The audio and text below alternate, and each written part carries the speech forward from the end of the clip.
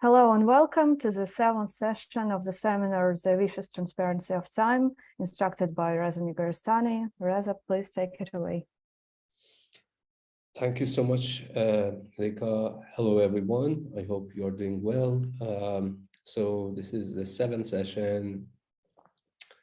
I would like to, go over, just talk about a little bit more. I know that I try to kind of wrap it up too quickly last session about the idea of the conscious in Husserlian as the unconscious within a specific sort of framework.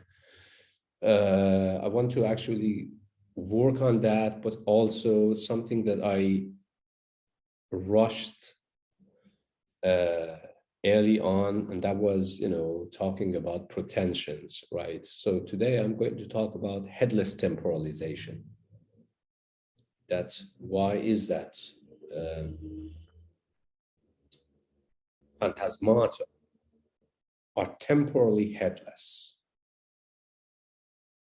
in the sense that they are bereft of all access of stabilization that exists in experience, and that creates a massive sort of puzzle. And this puzzle ultimately, as we are going to talk about, leads to one of the most enduring puzzles of time. And that would be the problem of self-recognition,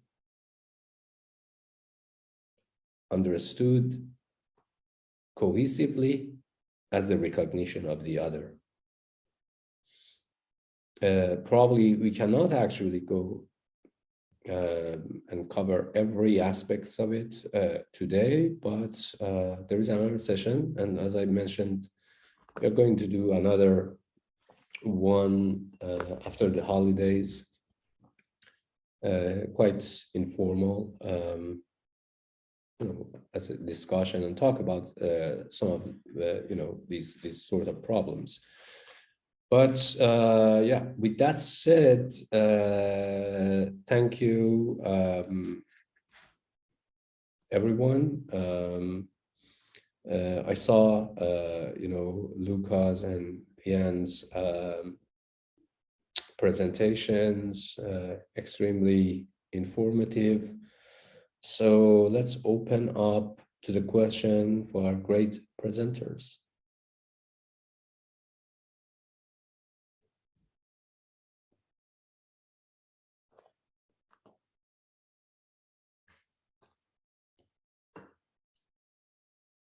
Questions for any of them?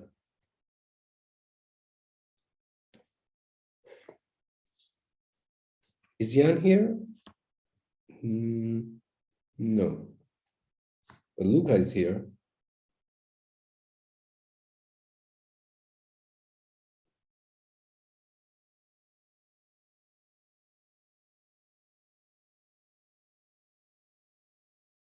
Thoughts about the presentations?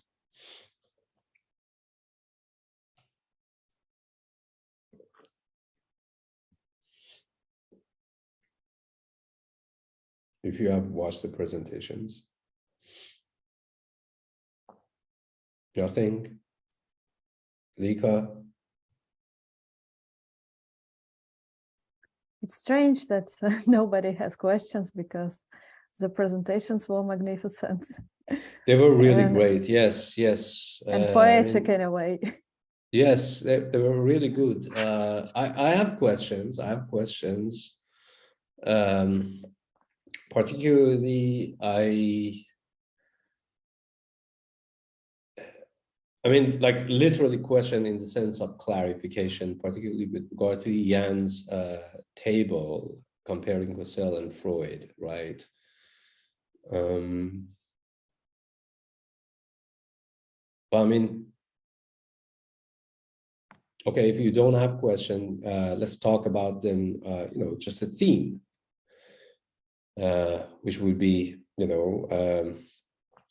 the sort of dynamic exchanges and conflicts between consciousness and unconscious in the work of Husserl and Freud, as influenced by Brentano.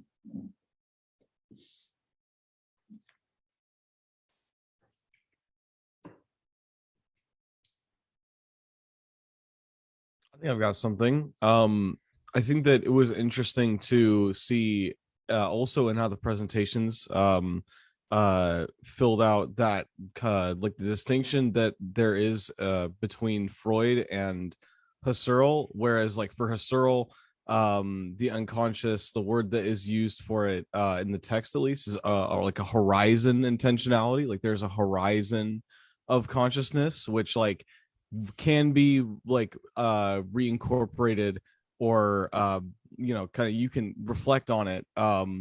Whereas for Freud, it's like this mechanistic kind of depth of the unconscious. It's like, you know, it's something below the surface, you know, kind of in a way inaccessible in its entirety. Right. Well, I mean, that comes to that the sort of you know, divide that Husserl's approach to the unconscious is transcendental, whereas Freud is energeticist. I wouldn't call it materialist, really. In my previous seminar on Freud, I mentioned this to everyone that, look, the recognition of Freud as a chief materialist, right? The sort of legend that has been growing around Freud as a certain sort of materialist is quite actually questionable and problematic, precisely because Freud is a personalist, number one, but with an energeticist sort of impulse that, of course, he has got it from, you know, since, you know, the essay on, you know, scientific principles of psychology and moving forward, but he relinquishes majority of those sort of biologism, mechanism, and so on and so forth, precisely because it's not respectable during his time to introduce himself as a mechanistic, materialist, or biologist sort of thinker. This sort of recognition of Freud as a materialist thinker is actually a British invention,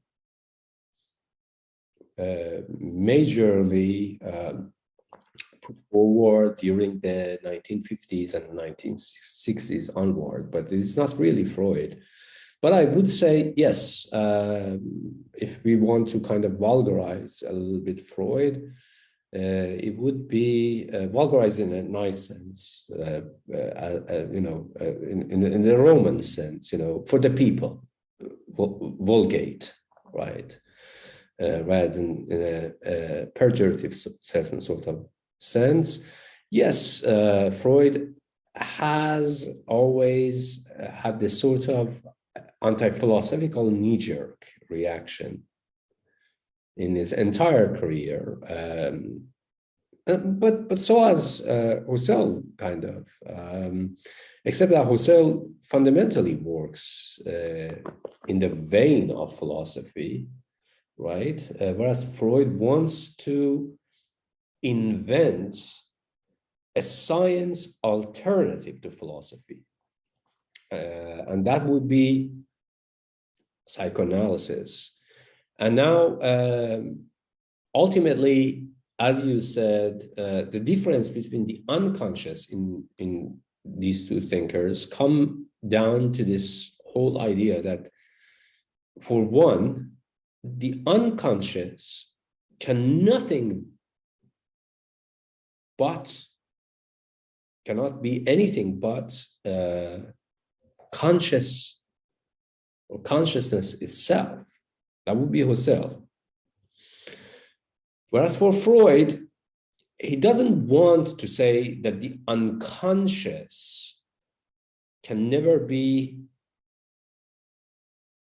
consciously grasped, but he wants to introduce the unconscious under the rubric of a new class of psychic phenomena, which are under the radar of consciousness, working behind its back, right? But of course, again, as I have mentioned this in the previous seminar, I mean, Wittgenstein's critique should be taken quite seriously, Wittgenstein's critique of Freud. But most importantly, I want to point out to three distinct works and three distinct authors, which I actually take as the greatest critics of Freud. That would be David Archer, Frank Schioffi, and Jacques Bouveries. And there is a commonality between these criticisms that, so you know that Freud had that, as I have mentioned this, Freud has this, you know, during one of his lectures, he introduces the unconscious to his students by way of a certain sort of black boxism,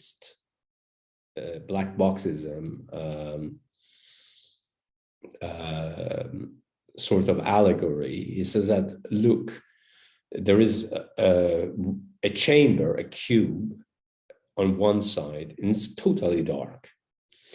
And then there is another chamber next to this cube, another cube, which has a little bit of a dim light in it. And at the corner of it, there is an observer, right? And then he says that between these two chambers, one completely a black box and the other one not so much, precisely because it has a daemon in it, an observer, there stands a gatekeeper, a demon, that permits at its own whim the flow of information from the first chamber to the second one and second one to the first one. And then he asks his students, where do you think the unconscious relies in this allegory? And of course, majority of people, of his students, reply that the unconscious is the first cube, first chamber, completely dark. Freud says no. The unconscious is actually that gatekeeper, that demon, that controls the flow of information between these two chambers. So he essentially introduces the unconscious not merely as something of which we are unconscious, as an adjective, but the unconscious, a noun, that which prevents selectively, so to speak, at its own opaque whims, the flow of information between the first chamber and the second one.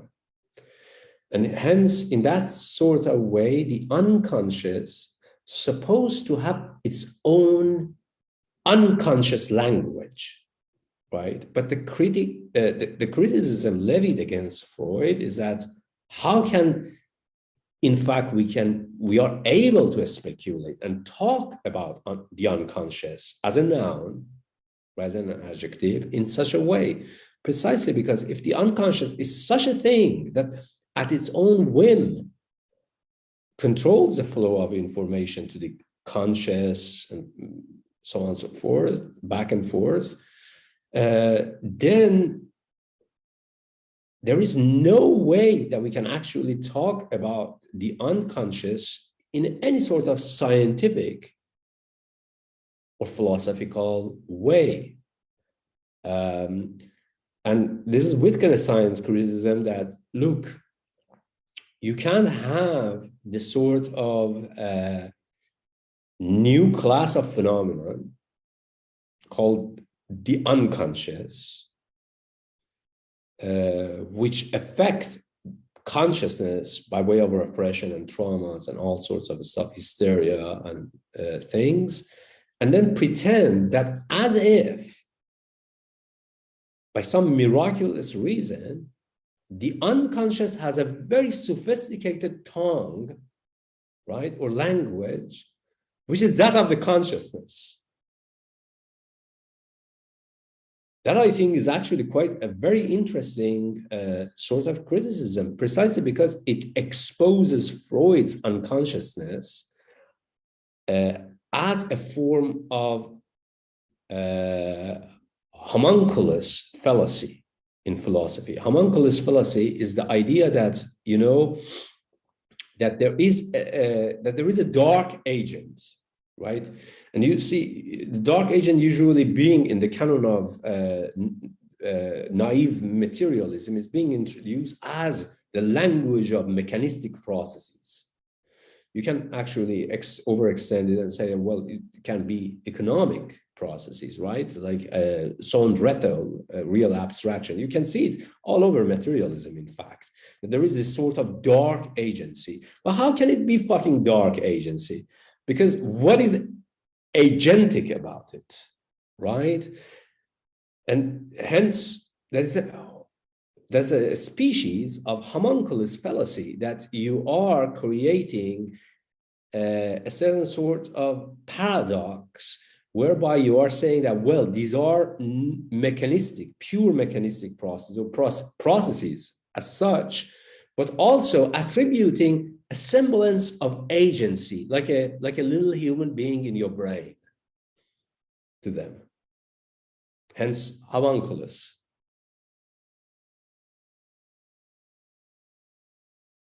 But I think now I can tell this theory of thinking finally. What's it about? So it is a very simple idea that Bion has there. He talks about a child who is experiencing some kind of unwelcomed emotions. Well, for example, fear. So he has this this content in him, which is fear, and the child is in communication with his mother, where she experiences what Bion calls reverie. He explains that this means that the mother recognizes the fear in child, and she thinks through this fear, and this is being recognized by the child, which consequently leads for him to understand that this fear is not that bad as he thought. So this is kind of a strange idea. We may think about it in the sense of communication of just two persons, no matter who are they, and in this communication, what happens, as I see it, is that first we have a person who is experiencing fear, like he has an idea with a certain content. Then he stumbles upon just a plain sentence. Oh, there is nothing bad in it. Come on. So he stumbles upon some black box, the same idea as he was thinking about, but it is emptied. And when he sees it, he says, "Oh, come to think of it, yeah, there is nothing bad in it." So in Bion's interpreters, there are a lot of mystics among them. They understand this whole idea in a mystical way, that somehow another person thinks through your own ideas, but first, this is actually what really happens in philosophy all the time, that you just see that your idea is being continued by some other randomly encountered philosopher. But what is interesting is really that agency and who really does this thinking through, especially in the second example, when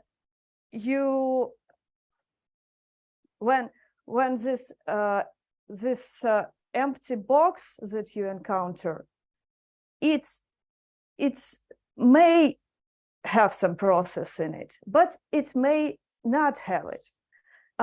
You just somehow, but you just somehow grasp it as an already happened process, and you accept it.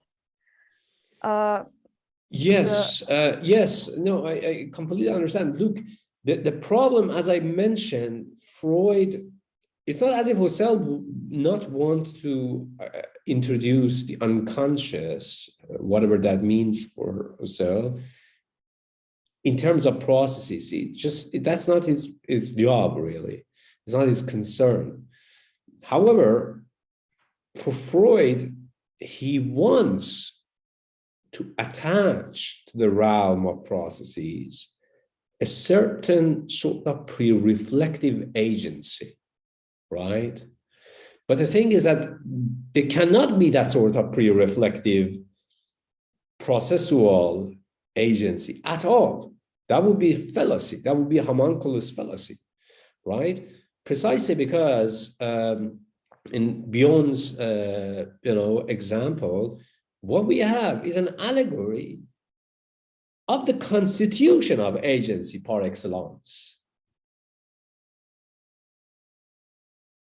The recognition of a semblance of autonomy. And you see, autonomy is not something that is there by virtue of processes, but is something that is autonomy insofar as being recognized.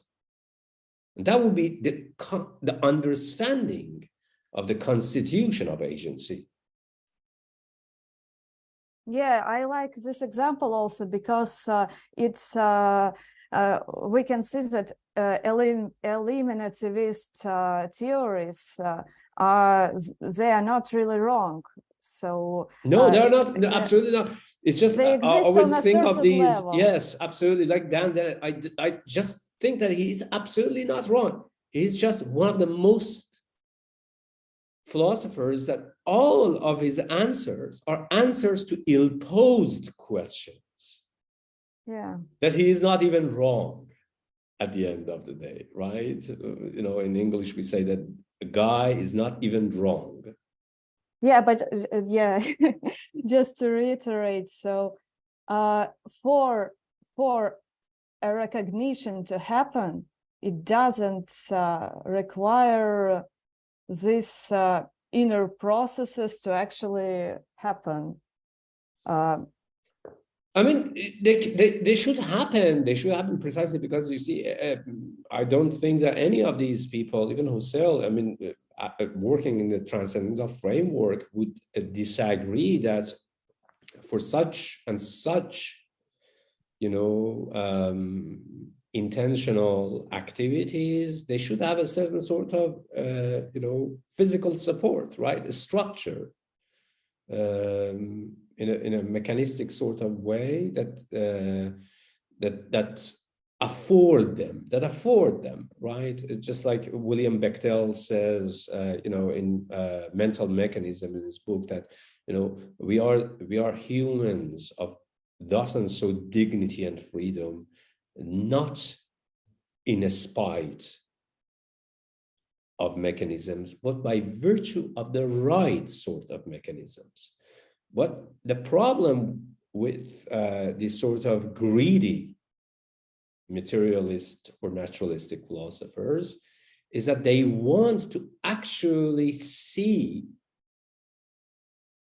a semblance of agency already at work in those mechanistic processes. That's a fallacy.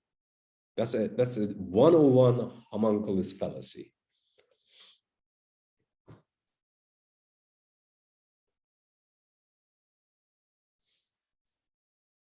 Okay.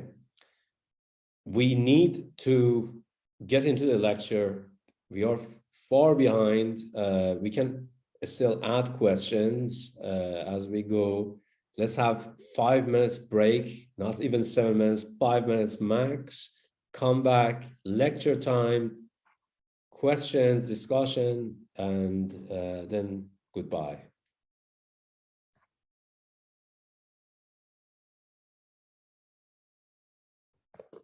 Five minutes.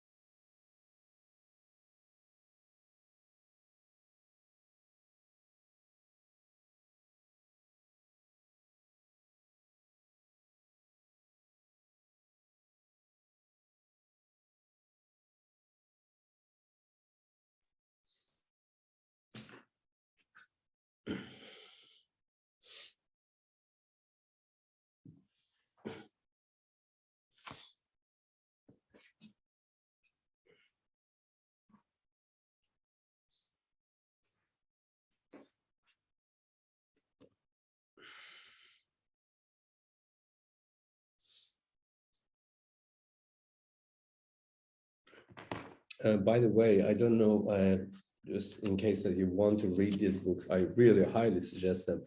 First one is Wittgenstein Reads Freud by Jacques Bouveret. That's the first one. Then this little gem, absolutely one of the greatest books on Freud ever written. It's Consciousness and the Unconscious by David Archer. The problem with this book is that it is literally, it's just pure weaponry, critical weaponry, meaning that you can use the lines of the argument and criticism against any sort of greedy form of materialism in any sort of way. This is David Archer. And then this highly complex book by Frank Schioffi. It's called Freud and the Pseudoscience. Schioffi, the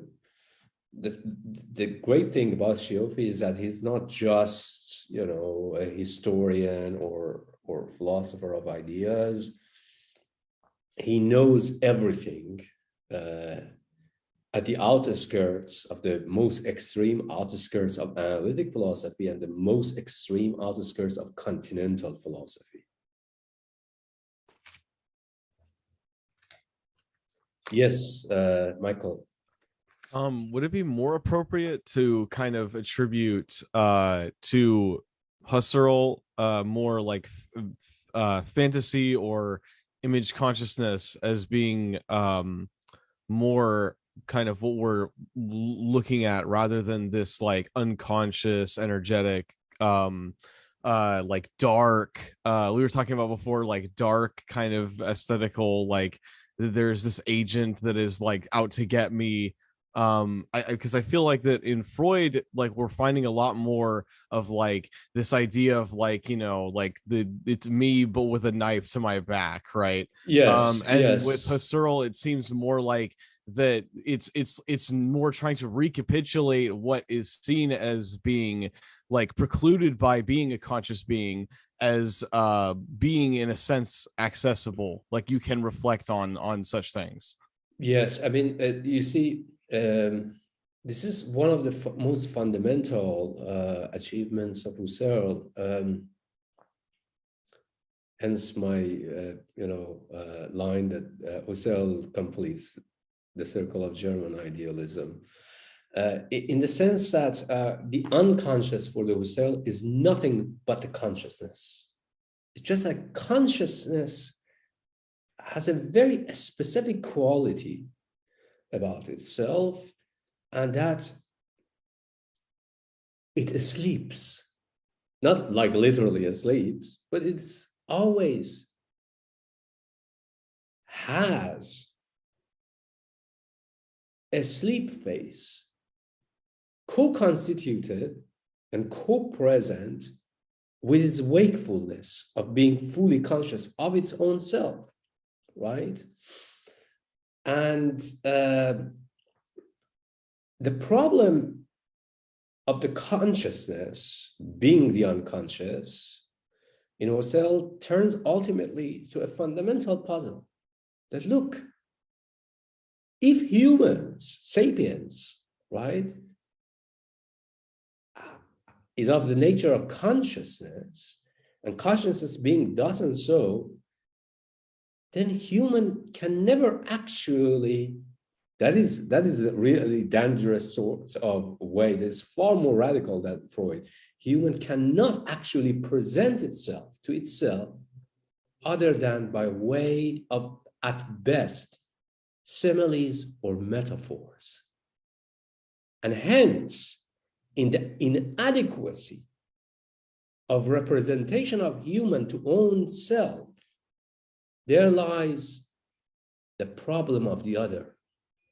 That other is just literally another name, another temporalization horizon for my own self, being inadequate to represent my own self in the realm of phenomena.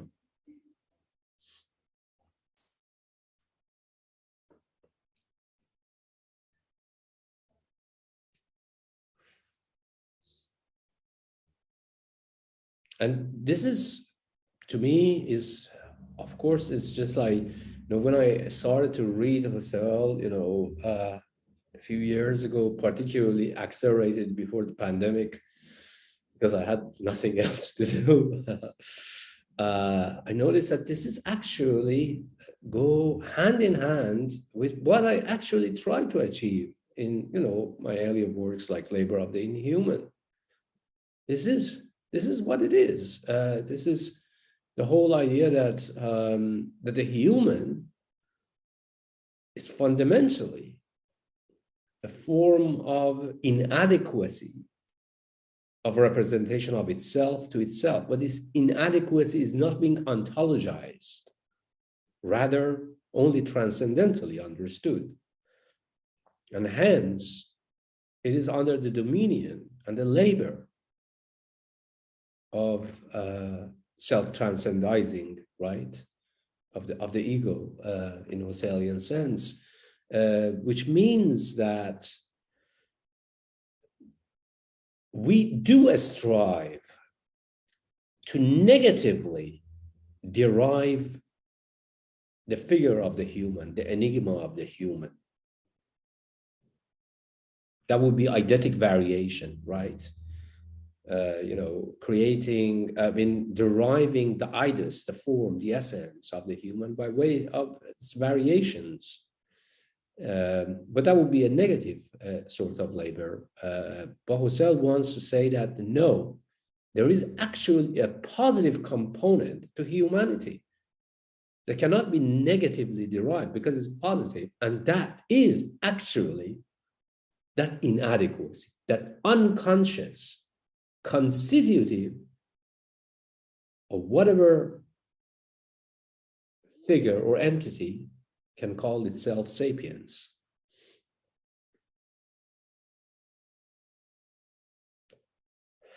And that always comes back in a circle of forever deja vu back to time.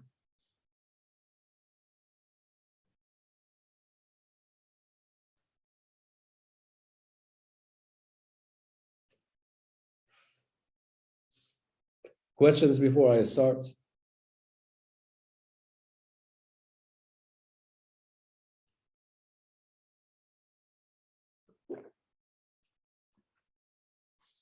Lane, what is this? You have had some sort of criticism. What is it? Spill the beans. Well, at the presentation I made for this class, at the end, I've quoted Russell Jacoby, who's this... yeah, of course, Jacoby. Yeah. Goddamn Jacoby, yes. And I think I found him quite interesting in regards to kind of criticizing of placing the perception and the rationality at the starting point of how you understand reality and consciousness. Yes. Because he's going all the line like Frankfurt School critical theory, that there's nothing that is immediately given, but that everything from the very beginning is mediated. Yes. And I think that's for the whole class so far. It's what I really find Husserl's theory quite interesting from the perspective of doing music myself. I see. Because for this, it's quite productive. But I think from his theoretical concept, I struggled so much of getting to this idea of saying that we are all rational in the beginning, because I just don't get where a human being should be rational yes. First and foremost. You see, of course, that is actually quite an interesting point. I mean, at least with Kant, you get a certain sort of impression. I wouldn't call that it is real, but I would say that you get the sort of impression that, look, we are all rational, right? And celebrate the rationality, then that makes us sapiens, right? But I think, as I mentioned, when I started to read Husserl, that I think that there is a certain sort of puzzle here, that this rationality is actually given in a bad sort of way, right? That any sort of you going back and reflect upon this rationality, you are falling into a certain sort of ideological dogma that is not fully transcendental in any sort of way, but rather, you might as well call yourself materialist rationalist, right? That there is something rationalist about nature that made us thus and so. And now I can actually see it. And I think that it's a vicious sort of transparency, right? About the nature of rationality. And hence, I wanted to say that ultimately, this conundrum with rationality, once we begin to criticize it, not in a negative sort, but reconstruct it critically, it appears to be always vicious, right? A certain sort of vicious transparency that has an opaque nature about it. That opaque nature cannot be called rational anymore. Yeah, I think so far I've tried to understand it a little bit like, if I read Husserl, I can accept it if I say it's like, in Laruelle's term, an axiomatic. It's given without givenness, this whole rationality. I can accept it as the axiomatic for his whole theory as the starting point, and then I can follow his theory and see all of the problems that come out of it, but I cannot accept it as actually something that's real. Yes, no, yes, absolutely, no. I mean, look, I'm not Laruellian. Let's put it that way, even by the farthest stretch. But yes, I think that there are actually quite sharp slivers of criticism in Laruelle about this whole sort of scenario. It's just that I generally do think that, and that's, Husserl had it, and I think that Kant also had it, no matter how much we try to associate this sort of Proustian rationalism to Kant, right? That there is that reason and rationality are just not things. Yes, I mean, in Salarism canon, you might read it as, okay, if there are not things, then there are rules. But actually, there are not even rules, right?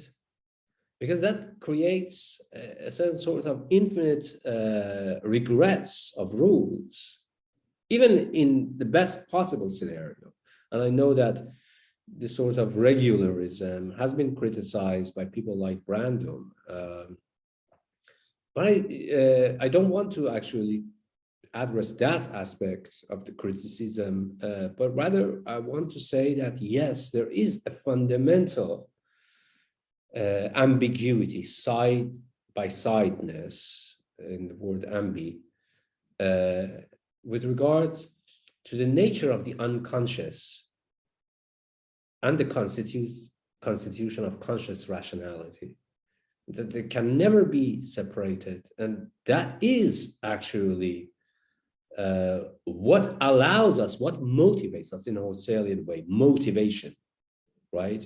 From deep time as a vector of arriving and behaving thus and so, that motivates us to, in fact, criticize the nature of rationality rather than merely adopting it as a datum.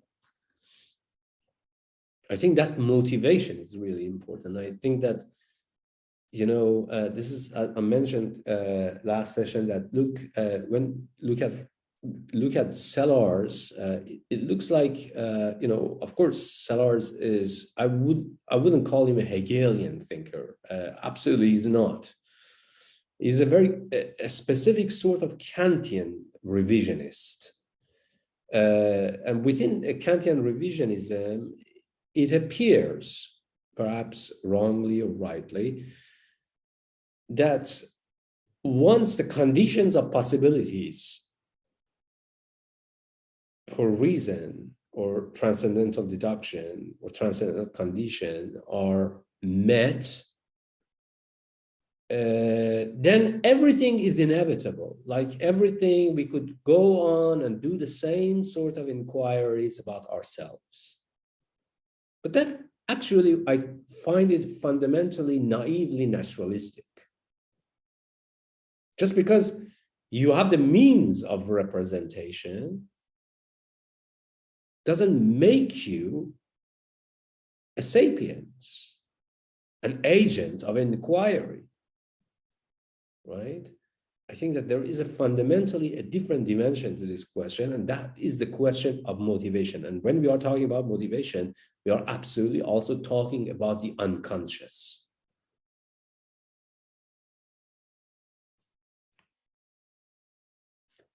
Which is not given to us as a datum, but its manner of givenness in the precise German wording, its manner of givenness is something from which we can never recover.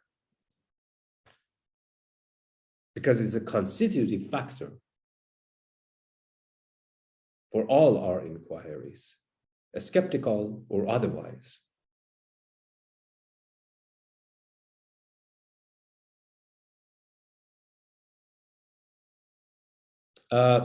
Who raised hand?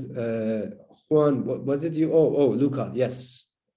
Yes, I raised my hand when the discussion was still about this dichotomy, I would say. And I just wanted to add that the Morons text is also, I think, great because it doesn't, it makes somehow visible that unconscious, both for Freud or for Husserl, is not something that is, how to say, deep and in blackness and somehow away totally from the conscious. Inaccessible, yes. Inaccessible, yeah. When you read this understanding of horizon or a landscape, it somehow doesn't feel that it is a horizon or a landscape in total darkness without the the shreds of light of the consciousness. And I think it's basically because of this cogitoist beforehand a rationality type of enlightenment that made possible of understanding of the unconscious to be as something. Absolutely so. This is a very, very great point. Even like Husserl he starts from this, and maybe he's not understood directly and immediately because he still carries this kind of cogitoist attitude a little bit. And then it somehow falls apart. Also in the unconscious, when he starts thinking of how unconscious is connected and I would disagree on that point because you see, so obviously Husserl, Cartesian meditations, right? One of his earlier works. We should understand what is actually the problem of phenomenology. What motivates to develop a system or a science of phenomena, right? So Husserl wants to complement Descartes' meditations. And to that extent, he cannot actually posit something other than cogito as a speculative guarantor to save the problem of solipsism for any possible cogito, right? That's actually really quite interesting, right?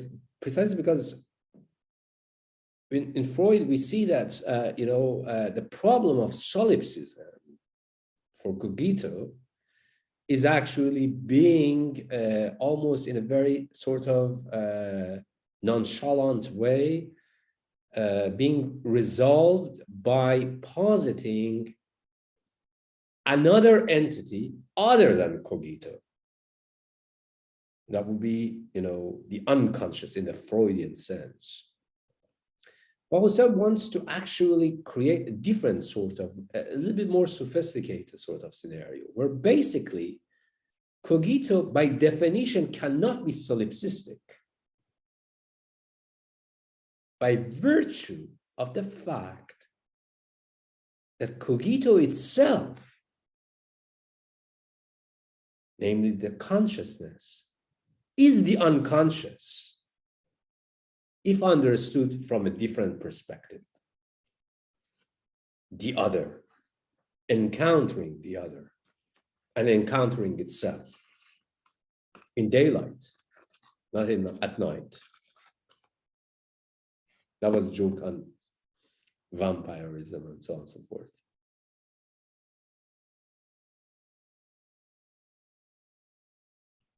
And I think that this actually, from philosophy, from my perspective at least, this is actually quite a very sort of magnificent philosophical achievement, because you see, I do believe, even though I have criticized Occam's razor, I do actually believe that when you can explain something with what you have got, then why do you feel so impelled to posit a third entity, right? That would be Occam's razor. Why do you need to actually posit the unconscious as something other than the consciousness or cogito? Why not actually reformulate the cogito as its own unconscious? Right? Yeah. That is a very, that's, I would say that it's the height of goddamn sophistication.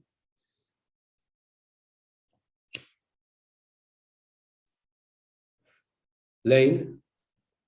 Yet isn't he proposing to use the instincts, Husserl? So he has something that's like the unconscious for Freud, which is also a third term somehow.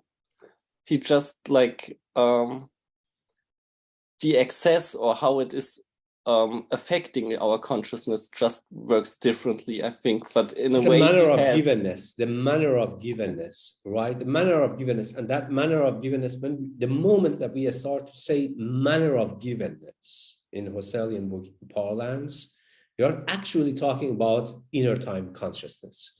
The time being the constitutive factor of intentionality is at once that which constitutes intentionality and rationality, but also when it sleeps, when it sinks back in, it becomes the bane of consciousness and rationality, right? It becomes that vicious transparency as a special form of darkness, but not as if there were ever an unconscious outside of consciousness working behind its back. No, consciousness works behind its own back within time, within the headless temporality, which is called imagination.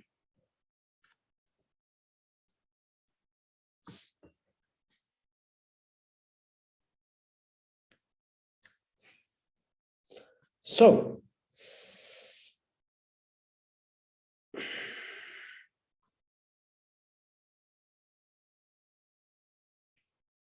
God, I am having a brain meltdown today.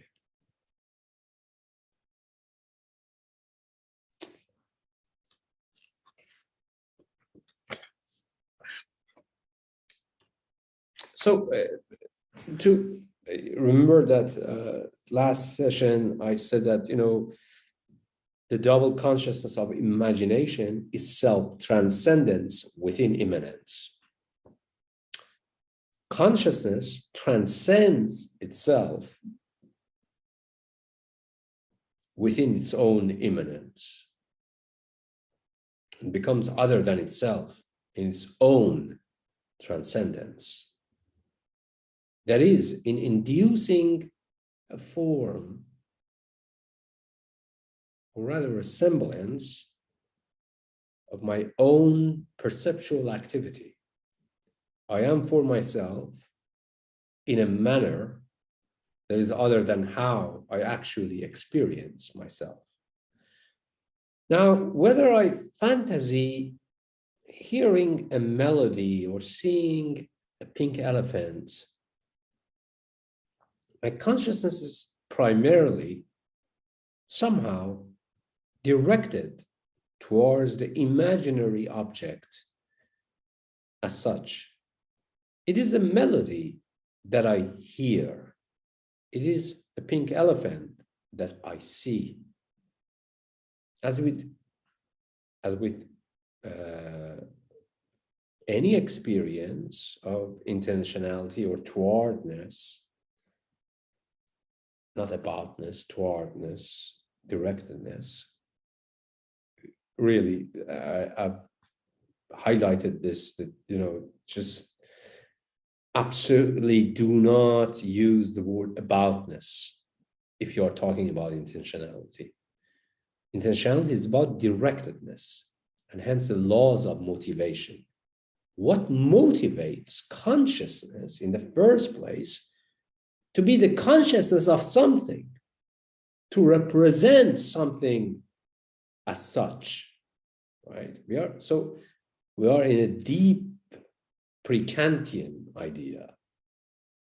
Whereas Kant gave us the system of representations and conditions of possibility, we are now actually trying to talk about what does motivate us, thus and so.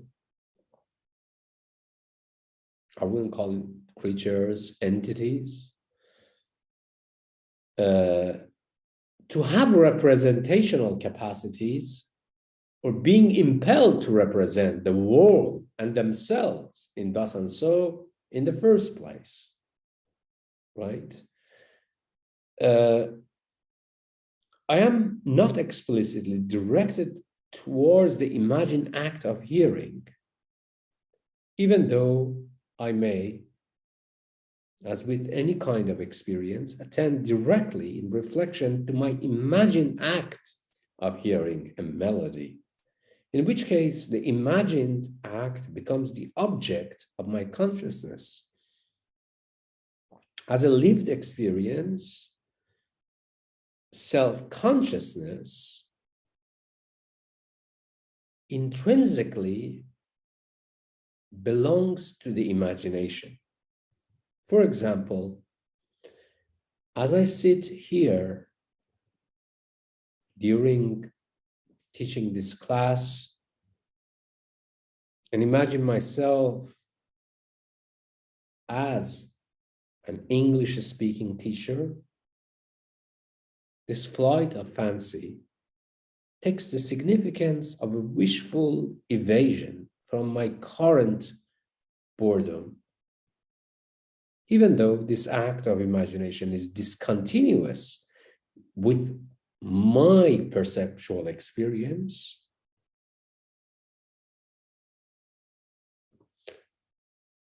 Nevertheless, it is nested within the broader horizon of other possible experiences, perceptual or otherwise.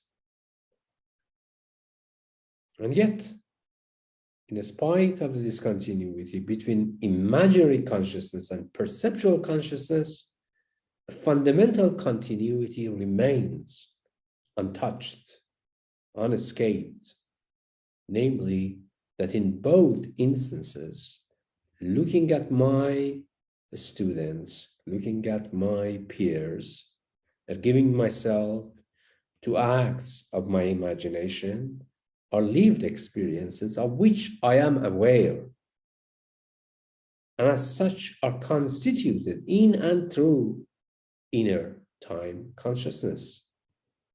I can always be called back to a perceptual awareness of my surroundings and become explicitly aware that I was having a reverie, a daydream. Acts of the imagination in and through which imaginary objects are given to consciousness are constituted immanent time objects. Yet, for some reason, Husserl does not regard the embedded character of the imagined acts, or so-called quasi-perceptions, if we want to go back to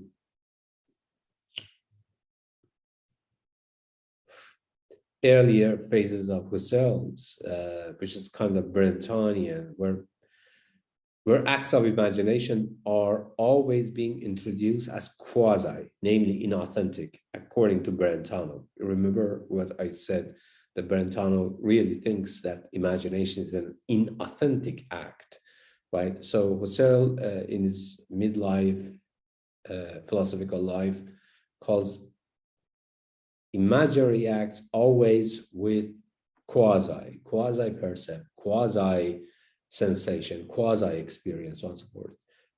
Even though we entertain this, but you should take it that this is the quasi-percept doesn't mean that it's inauthentic. So quasi-percepts within immanent time consciousness on the model of an inner consciousness.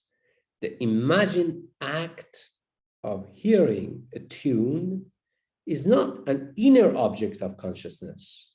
In fact, if an imagined act was based on an inner perception, it would forfeit and forego its character of presentification or representing in a Husserlian sense.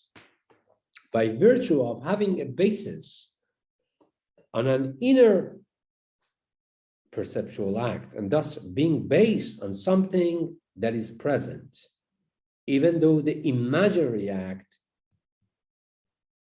is a self-affected change or modification of my own consciousness, I am conscious of myself as imagining in a pre-reflexive and non-objective manner both dimensions of consciousness as imagined consciousness and as imagining consciousness within the two-sidedness of consciousness are given in different yet inseparable ways, as experiencing itself as actually imagining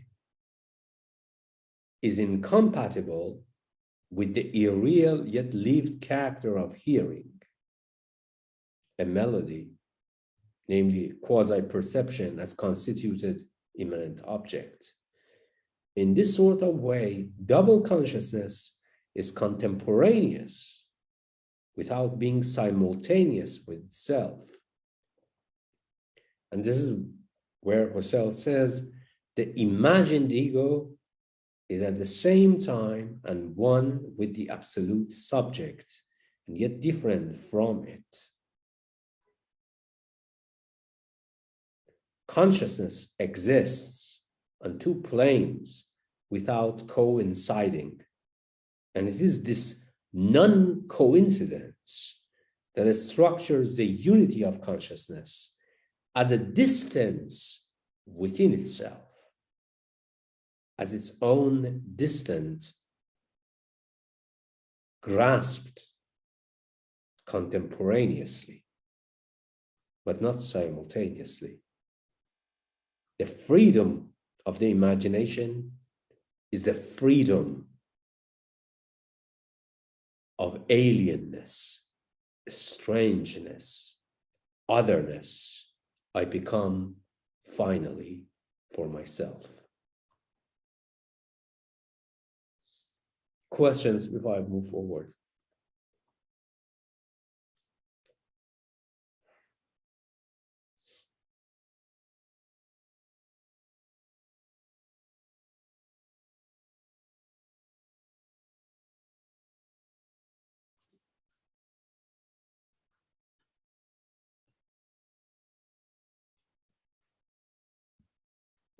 Nothing? So, in that case,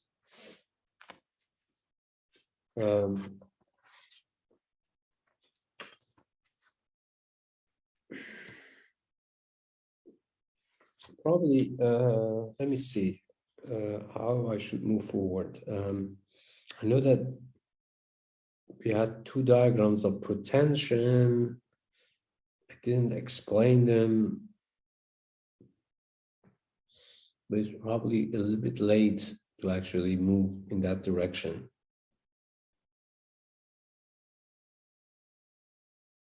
So let me actually go on and see, what happens.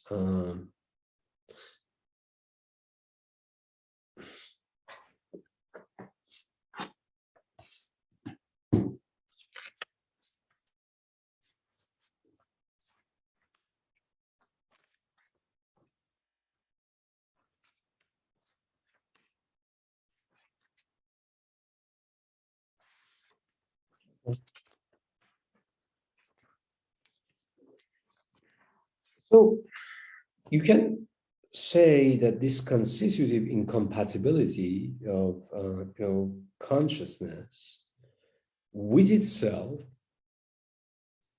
leads to a fundamentally sort of eccentric and remarkable implication for Husserl's conception of time consciousness, the full significance of which even eluded Husserl's thinking earlier on. Even if, in the early manuscripts and lectures, there comes an occasional sign testifying to the possibility of something really strange can be found in the organon of consciousness. Really a strange meaning, really of the strangeness, of the otherness. Husserl, in these early manuscripts, for example, there is this passage that he says, what about a fantasy understood as the representification of a present? It grants a possible present, but not an actual present, and accordingly, not an individual present, but that is really strange. Do you know the enigma, how is becoming unfold here? Like in acts of fantasying or remembering,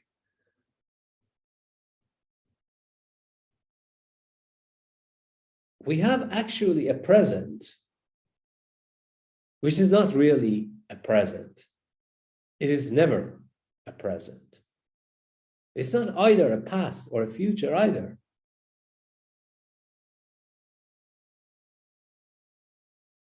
Not only is it not a present, but it is an empty present, bereft of all sort of reference to an object. Imagine a creature, an alien life form, had this sort of consciousness, time consciousness, so to speak, where it is capable of creating a non-present present, an empty present also, in the sense that it does not refer to an object. Don't you think that sort of time consciousness would eventually, foregoing all Aristotelian teleological stories, would allow this creature to actually deploy something like an empty sign, a symbol, and thus achieve the unattainable, the organon of logic? Because what is logic if it is a non-present present and also an empty present? That every sign can be redeployed, recontextualized, precisely because it doesn't have a goddamn object that is in present. This is it. So Husserl's time consciousness is ultimately a theory of logic, a grand story in the Platonistic sense, albeit bastardized, about the possibility of forms, of signs, and the power of signs. The organon of desemantification and resemantification. You cannot desemantify a sign unless the sign already does not refer to a present object. Nor can you resemantify a sign applied in a different context within the organon of logic unless in perpetuity the reference is withheld, that the very act of deploying of a sign is of empty intentionality, incorporated to the very nature of consciousness itself by way of time.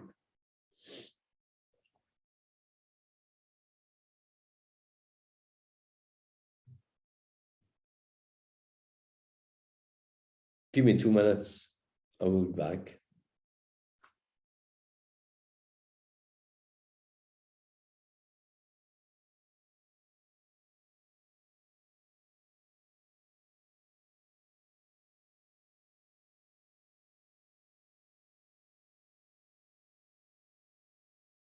Philippe, did you just understand what Reza said? Empty signs. Yes. And I think that it sounds too easy. But it sounds good, but it sounds too easy. I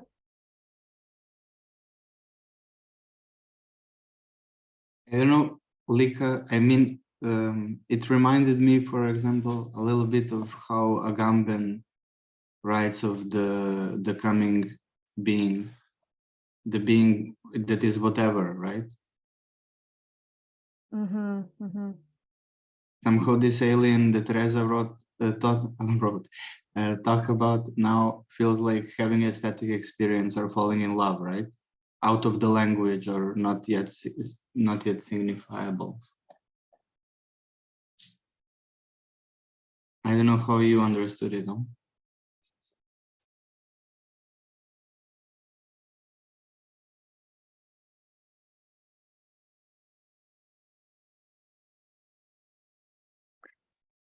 I mean, maybe Well, I'm just trying to push my own propaganda. it is your propaganda.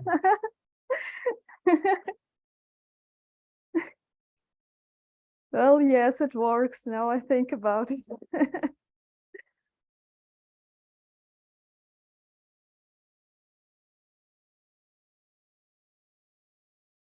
No, my example in all this Husserlian themes was about, yes, about myself, experiencing myself as I always have some vague ideas, some empty objects with myself, and I do not really know what how they can be manifested.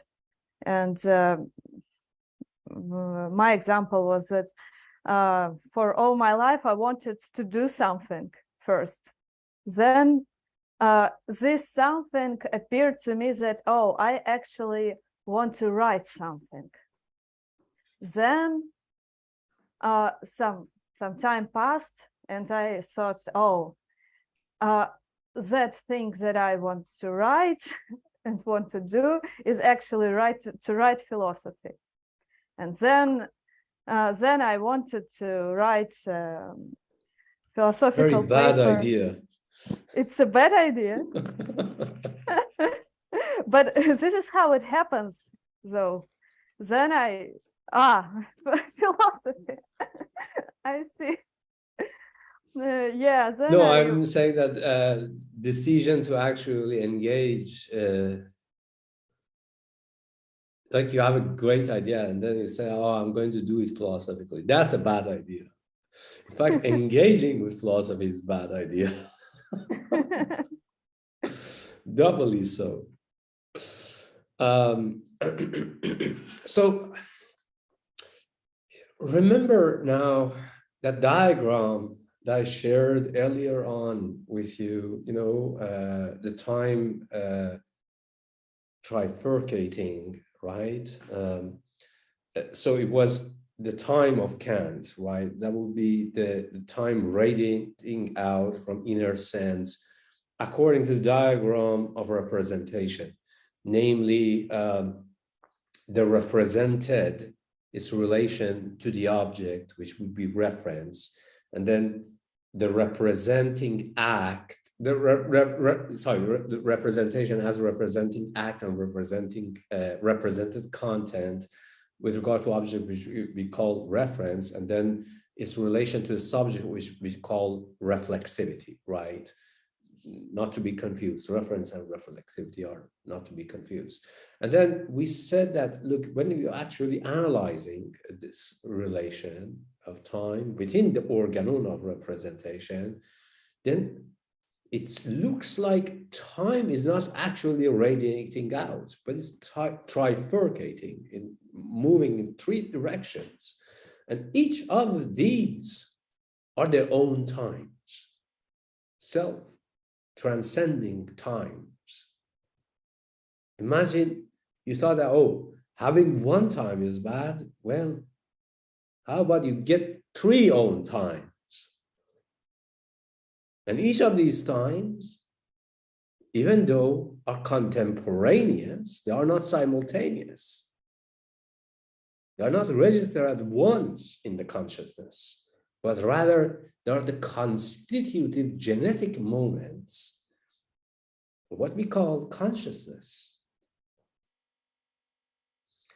And now within this sort of Freudian revolution, where we have sense and reference, the revolution of logic,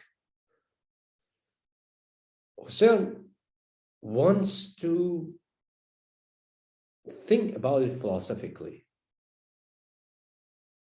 As I mentioned earlier on, Husserl absolutely is a logicist philosopher, but not in a naive sort of way that people use logicism as if they are,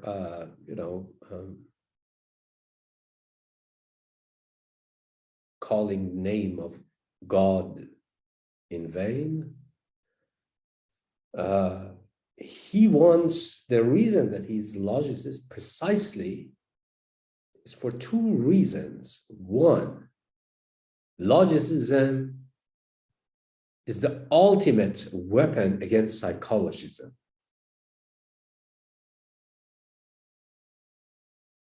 Thinking about phenomena within natural attitudes and human psychology Husserl wants to completely abolish this.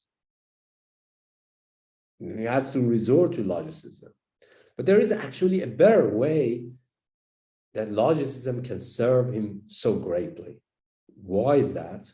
Precisely because logicism, if you really think about it, in terms of sense and reference, in Freudian sense, is ultimately a story about three incommensurable generals, three forms of time. One, which is of the reference with regard to a content of experience presented to us, right? And is always there as present. And the other one is a sense, a time that bestows upon us the faculty of having a certain sort of technology, logical, by way of which we can recontextualize the use of our own signs, the vocabulary of agency or time. And the third one would be recalibrating or renegotiating the relation between reference and sense, how we are capable of, in formal logic, for example, recontextualize, not arbitrarily, but with freedom. Freedom is not arbitrariness, but with freedom to apply signs to different sorts of contents, namely reference. You see, that technology is not a technology of perception or experience, but that of imagination. And hence, the headless time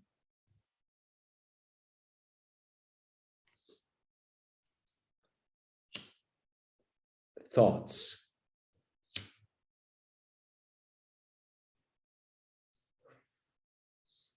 You have been all so silent, and Jesus Christ, what is this shit?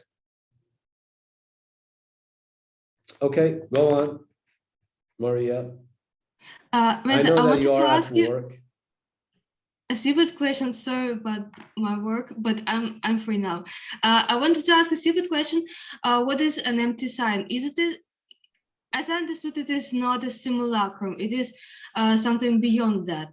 Is it the only thing which is not simulacrum? So we have different sort of the idea of empty sign from the early history of philosophy to, I don't know, pragmatism and logicism, right?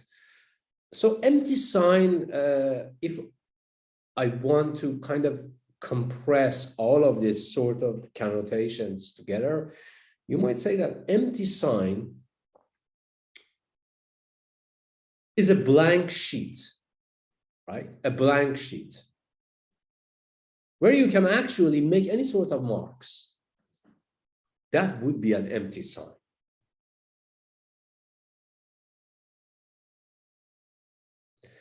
You see, here, where is my goddamn paper?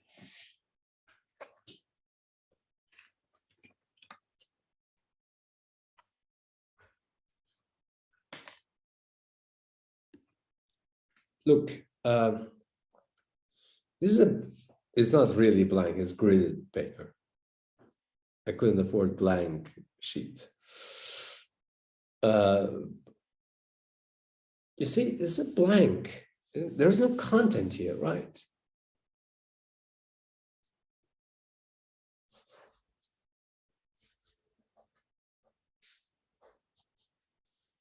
When I make these sort of markings here, they claim a territory on this blank sheet. By virtue of claiming a territory, they have a significatory importance, right? They most probably don't mean shit at this point, right? They don't signify anything. Why?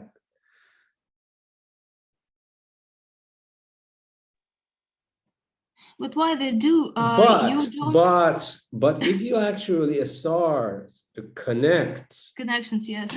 how they are being connected to one another on this blank sheet, then they mean something. And it's not because of the sheet itself, it's because of the marks I have made upon it.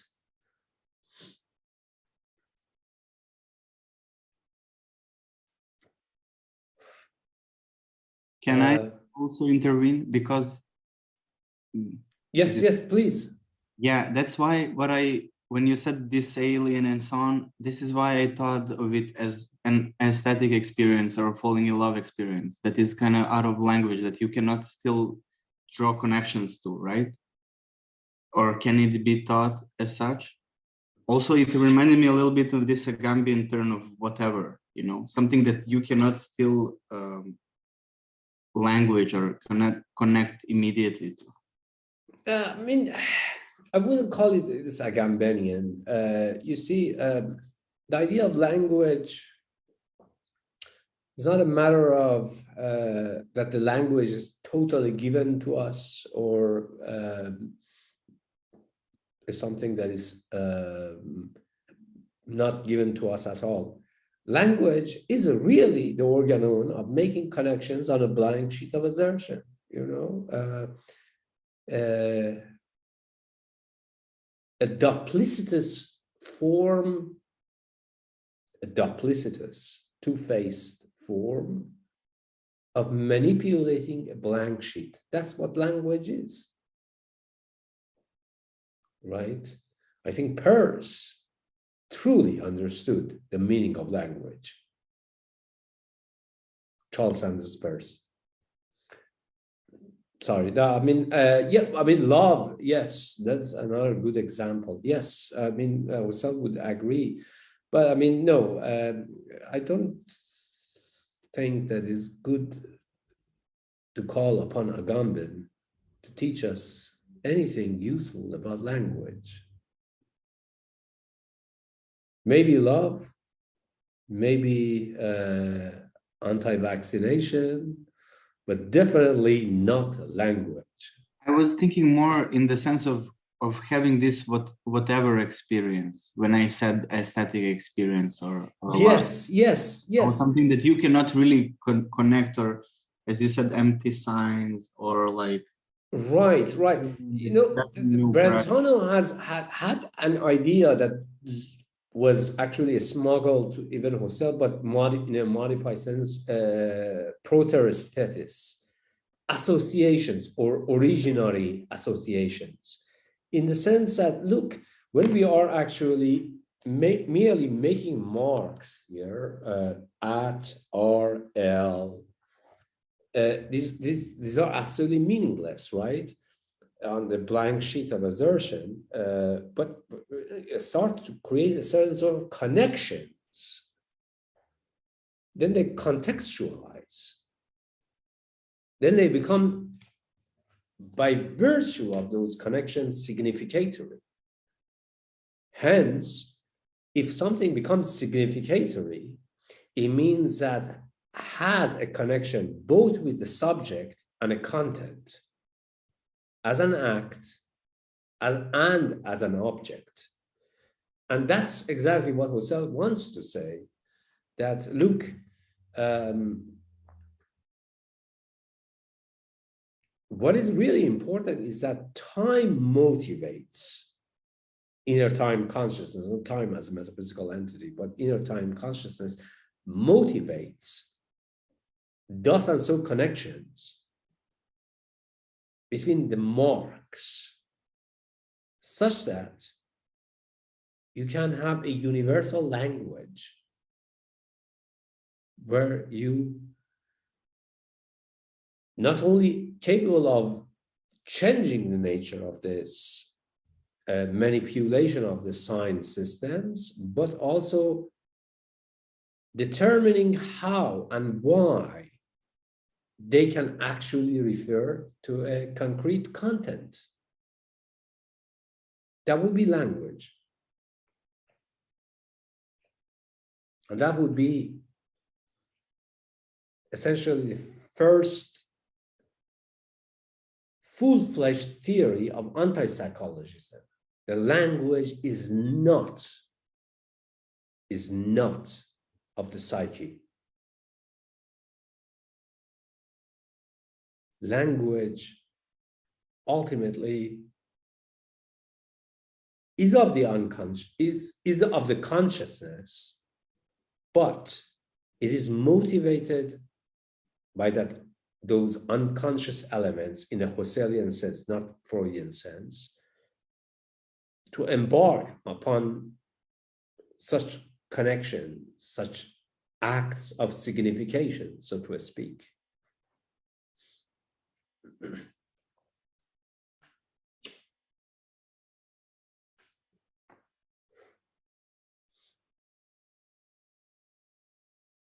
Thoughts, Luca, anyone?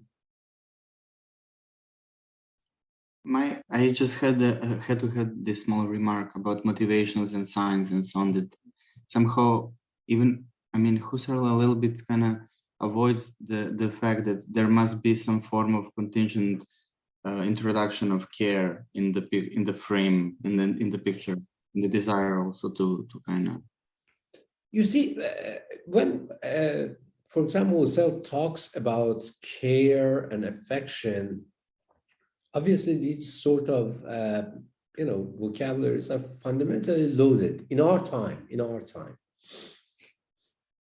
But I would say that Husserl wants to say that, as I mentioned earlier on, that look, any definition of consciousness or self-consciousness is by virtue of its constitution is always going to be a semblance, a metaphor, a simile. And by extension, any sort of idea that we can give about the other is also a simile, a metaphor. But that is not a negative sort of thing, you know? Why? Precisely because aren't we the only sort of intelligences, so to speak, we know of, who can cast our spell upon to the unknown world and say that there are aliens out there, right? They might actually think like me. I can never actually, in true faithfulness to my own transcendental ego, forego with the idea that there might not be intelligences like me. You see, do you understand the meaning of that sort of thesis? The time consciousness insert a very brutal form of humility into the system of consciousness that impels you to recognize, even though they might not exist, the possibility that there would be, in a modal sense, thus and so, intelligences you can communicate with. And by virtue of that communication, you see yourself as fulfilled.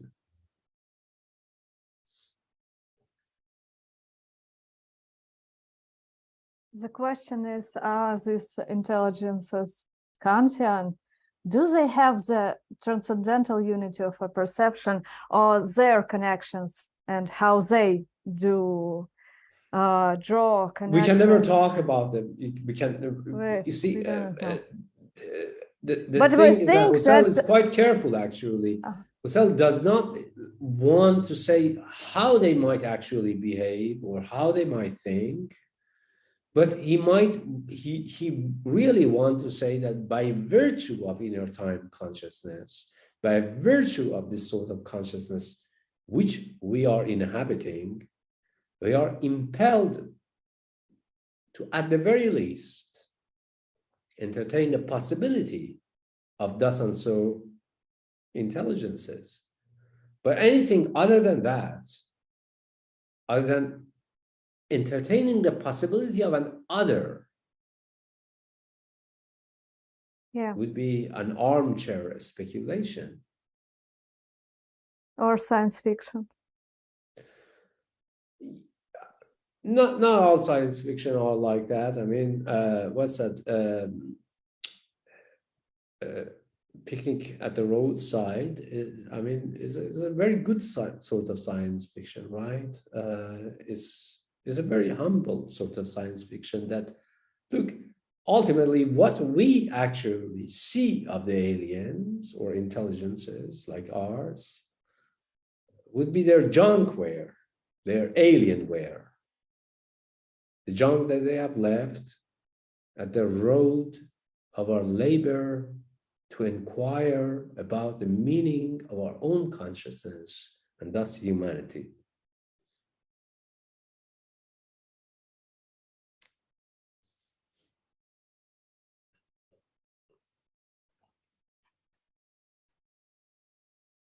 This is because they don't believe in humans.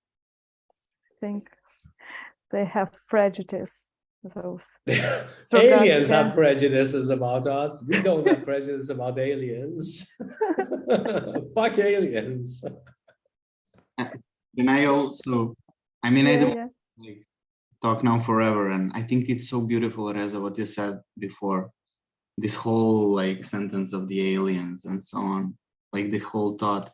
It was really beautiful, but I don't want to sound like now the aliens we're searching for are in ourselves and so on, but like yes it is not as if it's we are searching a semblance of our own ego out there, but not just that we are motivated.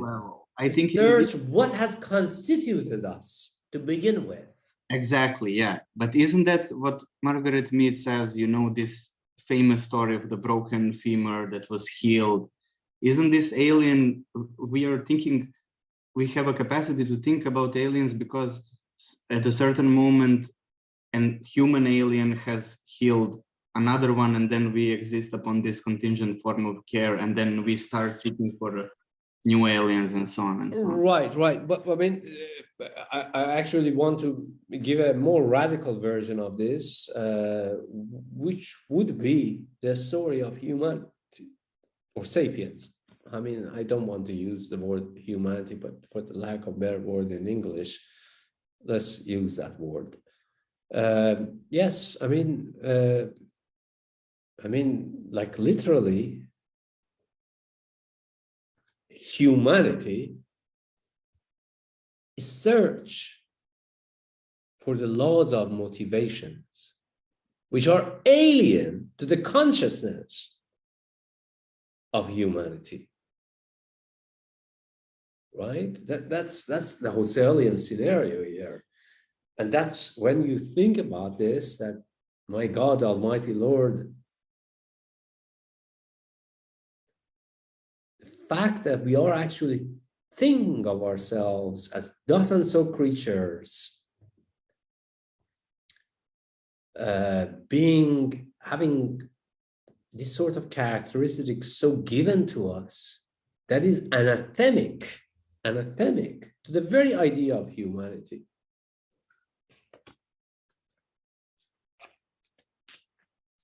Humanity is always a headless temporalization forwards.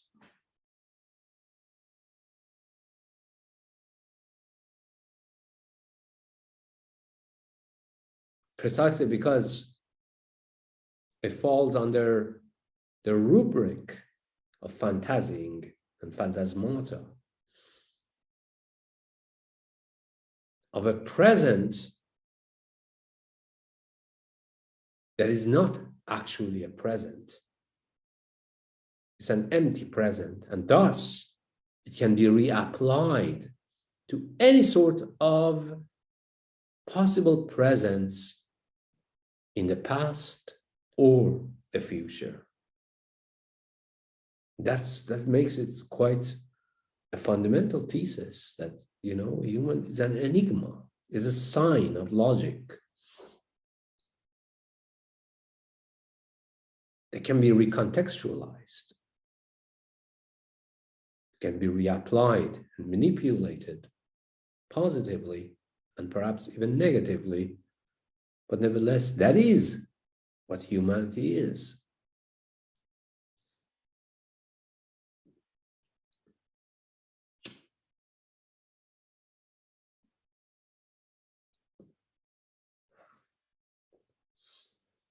So, okay, let me get some water for myself, continue with the lecture, and then I think we are good. We are good.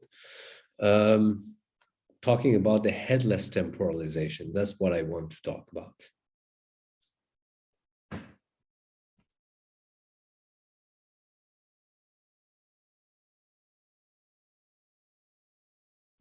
Lika, I need to send you my book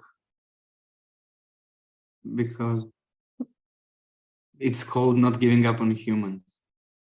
When you do this, great. You Yeah, interesting. Send it.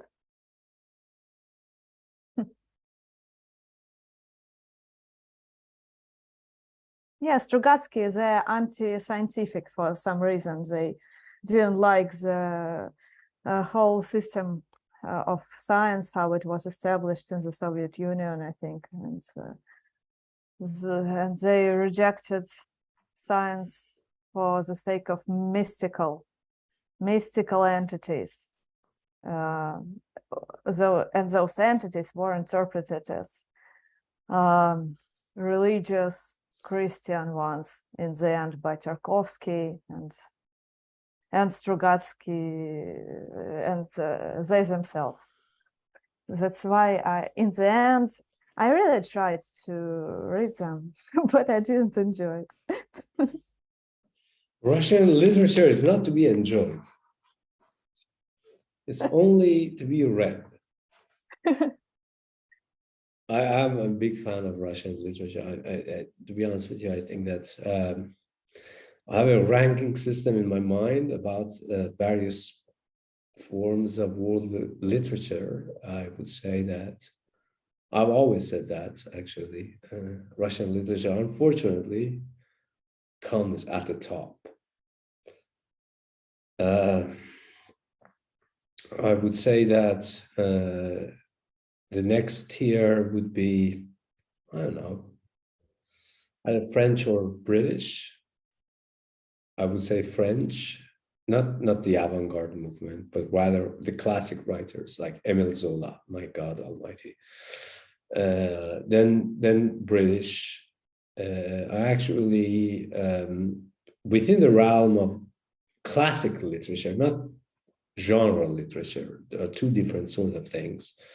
I think that within the classic literature or literary fiction, America sadly occupies the last position. But within genre literature, Americans absolutely, are the best. No, I mean, Russian literature is truly, I have heard from so many people that, Russians don't have a goddamn fucking philosopher, right? Who gives a damn about this? Well, everyone ultimately engages in philosophy in a different sort of way. I think that if you think that Tolstoy, Dostoevsky, Turgenev, or even contemporary Russian writers don't engage with philosophical issues, then why are you actually talking about literature, right? No, I think that there are absolutely beasts, the beasts of literature. I mean, these people. There's nothing that can, I mean, Dostoevsky is just like goddamn.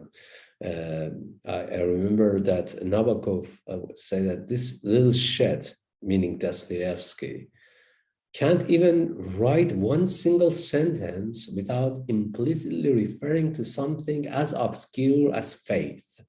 Yeah, that is true about Dostoevsky, but he's a magnificent Nabokov sort is of a writer. bourgeois writer. Yes, We don't like him. Petit bourgeois, faithist writers, right? Lolita is a good book, but other are the worst books in history. I mean, look, I am not going to say this, but I'm going to say this: War and Peace is still to this day my greatest work of literature ever, created on this wretched planet of ours. I mean, Tolstoy, my God. I know that you Russians have been forced to read Tolstoy and you don't like it anymore. But to me, it's absolutely a miracle.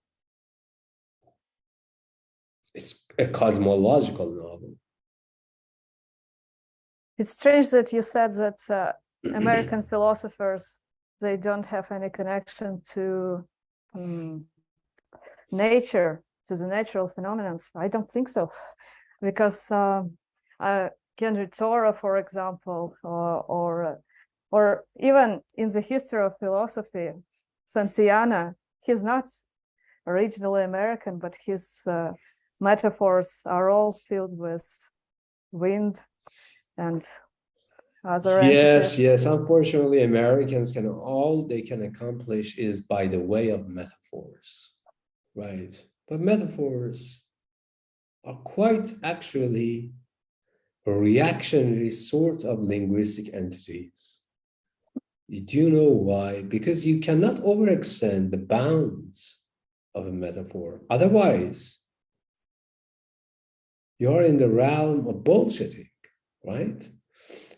So that is the whole point. I mean, if you really want to know who is actually the greatest English philosopher or philosopher, in my opinion, is David Hume. Writes in plain English, which I absolutely love.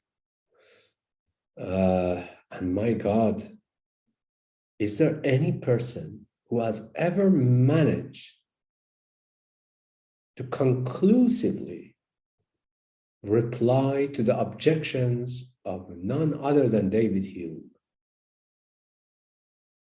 None, absolutely none in the history of philosophy.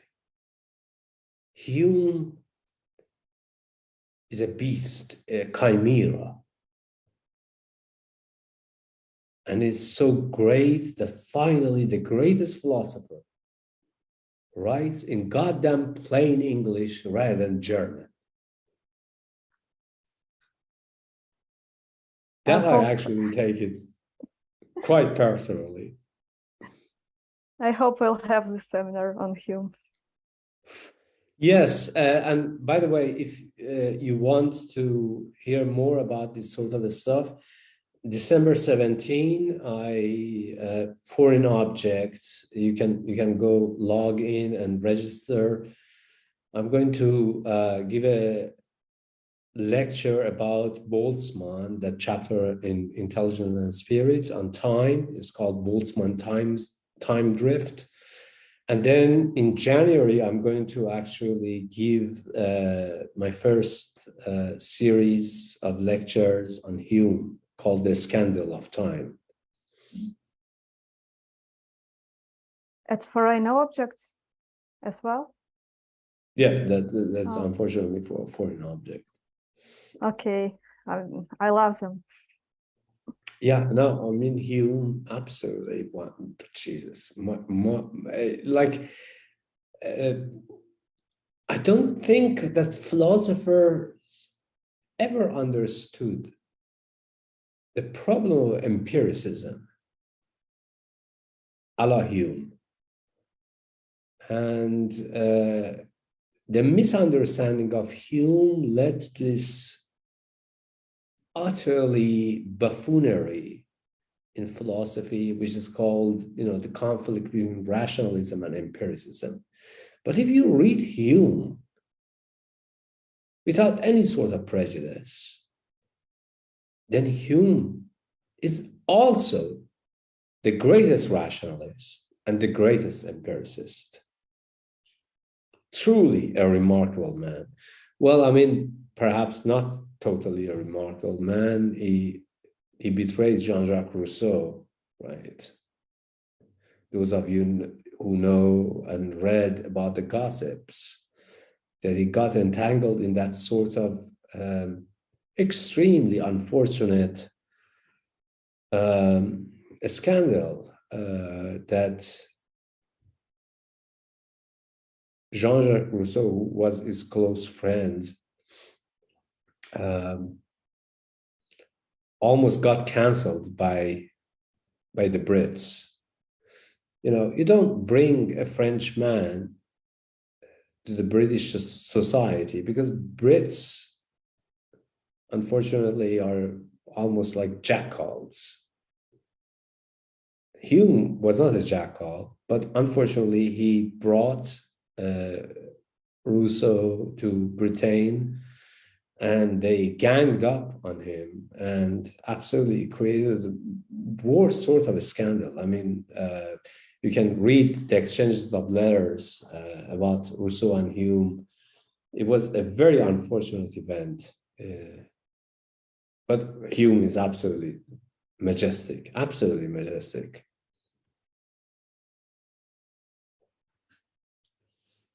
So,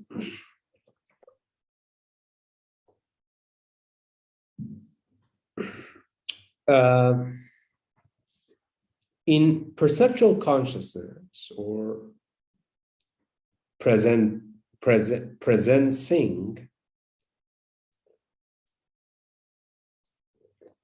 consciousness actually experiences itself and the so-called its intentional object. A perceptual act is temporally constituted in terms of the threefold declension of an original time consciousness. Time consciousness, in other words, it's not actually a specific form of intentionality. Rather, it is the foundation for intentionality as such, as evinced by Husserl in his analysis of different forms of intentional consciousness as different forms of temporalizations of consciousness. That is to say, what Husserl captures under the heading of different characterizations of consciousness.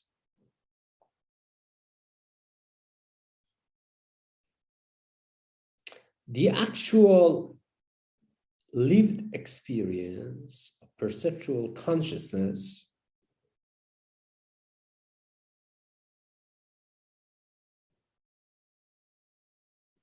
is constituted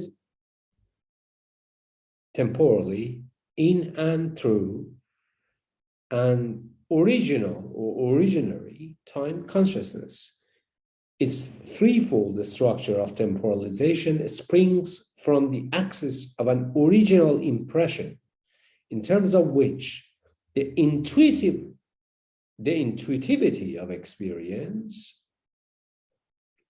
the force, or in Humean sense, the vivacity and immediacy of experience is originally constituted.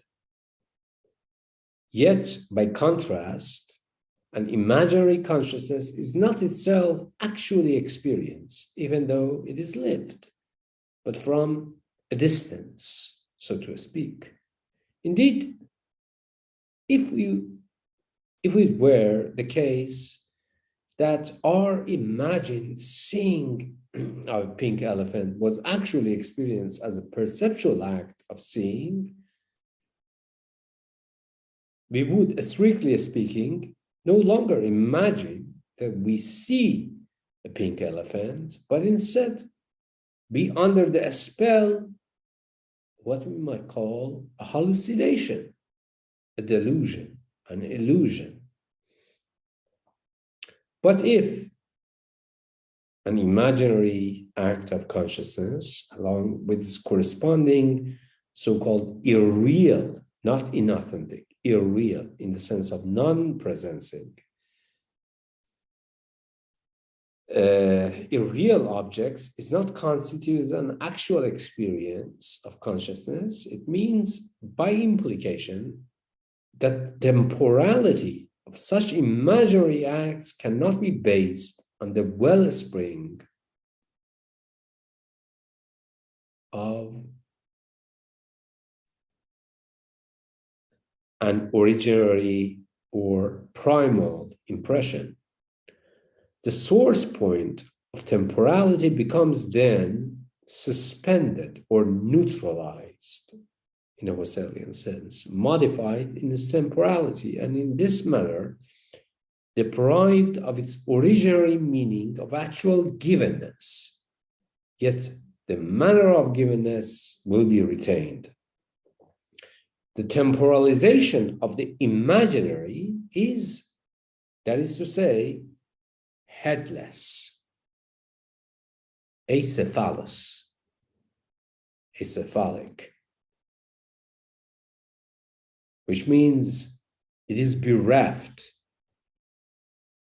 of an ever-renewing, stabilizing axis of temporalization. Now, Husserl expresses the matter in the following passage. He says, while at the head, the living process receives new, original life, at the feet, everything that is, as it were, in the final acquisition of retentional synthesis becomes steadily sedimented like a fossil. In the case of an imaginary consciousness, we are now faced with what Husserl calls the really strange phenomenon. Or really a strange situation of temporality bereft of an actual present. It is in terms of a headless temporalization, an acephalic temporalization, the fluctuating givenness of imaginary objects, and therefore, in truth, the so-called quasi-object is constituted. An imaginary object is originally constituted in retentional change and modification and potential indeterminateness without passing through or emerging from the wellspring of an original impression. The reactivation of an imaginary object is in its reconstitution as an image, a phantasmata or phantasm, in which we have an equally remarkable redoubling of consciousness produces an image fantasy as opposed to pure fantasy. feature of a reactivation of a past without an assignable present. The imagination differs from remembrance, in which case we have the emphatic sense of the intentionality of the imagination gives to consciousness not only an imaginary object as not now, but also its own quasi-perception, imaginary consciousness, time as an empty cipher, as not now. As Husserl repeatedly asserts in his later lectures, in the imagination, we do not have anything present. Indeed, not even something present of consciousness itself. The consciousness, in that very enigmatic moment of intertwinement, becomes finally its own alien doppelganger. Consciousness has always been an unconscious motivation of itself.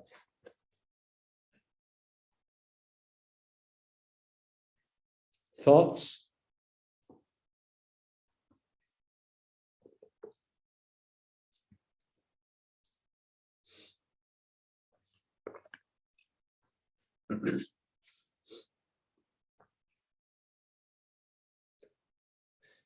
I hope that you understand the metaphors here. We are saying acephalous temporalization, and then we are also already introducing time as a hydra, a hydraic entity, you know, a dragon with so many heads. You cannot actually cut one of its heads without making even more heads, right? So there is a fundamental sort of paradox here that time actually is headless, ultimately. But within the consciousness, it becomes hydraic, a dragon of many faces and many heads. Lane. So I think you kind of explained it in the end, how you make this twist from headless to multi-headed. But could you extend this a little bit? Because in the first case with Acephalus, I was thinking of Bataille. And I think like there's no way of saying that the Hydra is Acephalus because it is just multi-headed. Yes. That would be the wishes of transparency of time, in the sense that, so remember that we moved from perception to imagination in a Husserlian sense, in the sense that imagination for Husserl is actually the condition of possibilities, all possibilities of perception. Whereas for Kant, it would be a different sort of essential imagination serves perception as an image, as a Bildung, right? So in this Husserlian sense, Husserl wants to say that, look, the fact that we have thus and so perceptions as a transcendental ego rests upon the fact that imaginations, a specific form of temporalization, self-timing and self-experience, is headless. It doesn't have a content. It is a cipher, right? A cipher needing to be applied to a content. That is actually imagination, right? But then he wants to say that by virtue of all this, when we make the full circle from imagination back to experience and back from experience to imagination, we see ourselves as entangled within the problem of time, where we cannot ever say where time begins, where time, like Augustinian puzzle, at which point we can say that it is time that is experience, or that it is experienced, which is timed. Husserl wants to annul this Gordian knot by saying that no, all of such questions are given to you by the laws of motivations, given to you by the inner time consciousness at work within imagination, fantasying. And within fantasying, time is headless. But the headlessness of time, in that sort of Husserlian understanding that, that time is headless precisely because it doesn't have a reference in an actual world, gives rise, once it's translated from imagination to perception and perception to experience full-heartedly, it becomes a hydra that we cannot actually fight. It is our name. It is the human.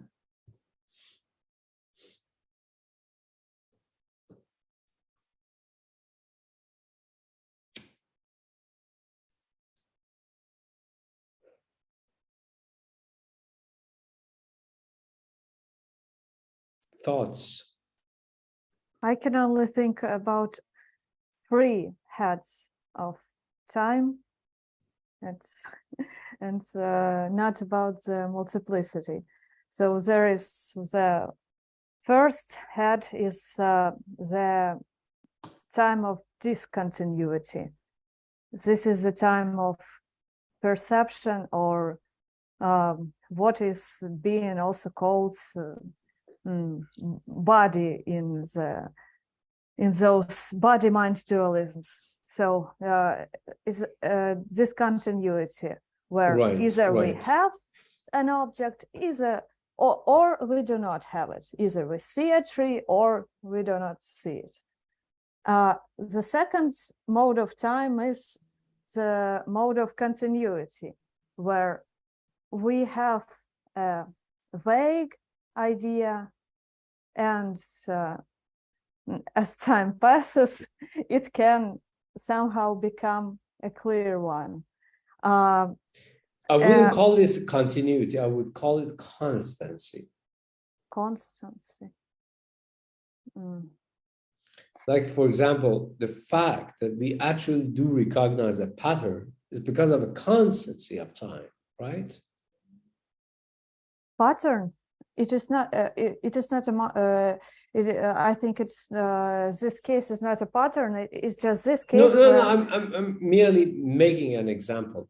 Imagine that the fact that you see Reza as an agent and not merely a bundle of empirical facts is because of a certain constancy of time,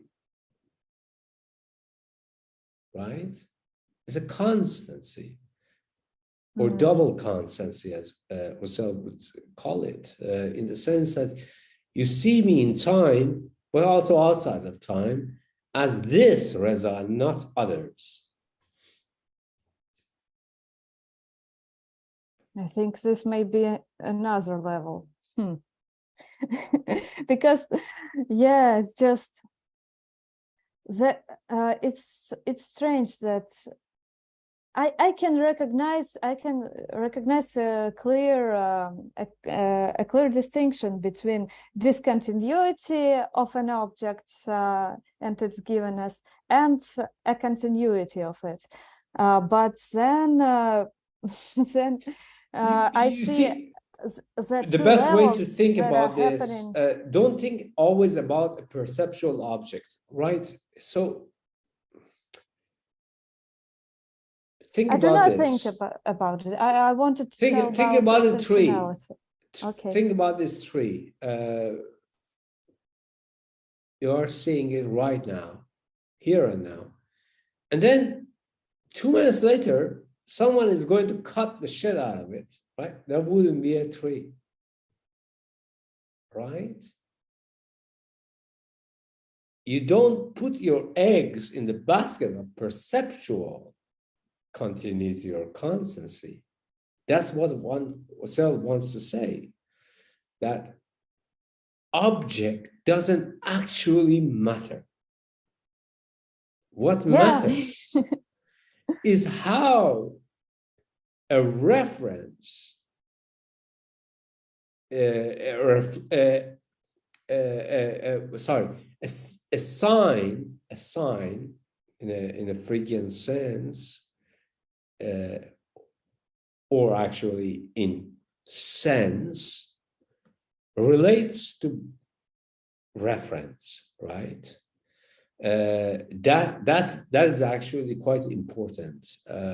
That there is a certain sort of sub rosa flow of time that we haven't taken to account.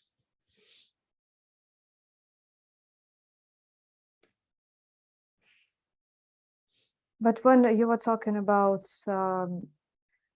imagination and this multiplicity of the times, pink elephant, yeah. You were not talking about perception. Yes, you were talking about this multiple ways of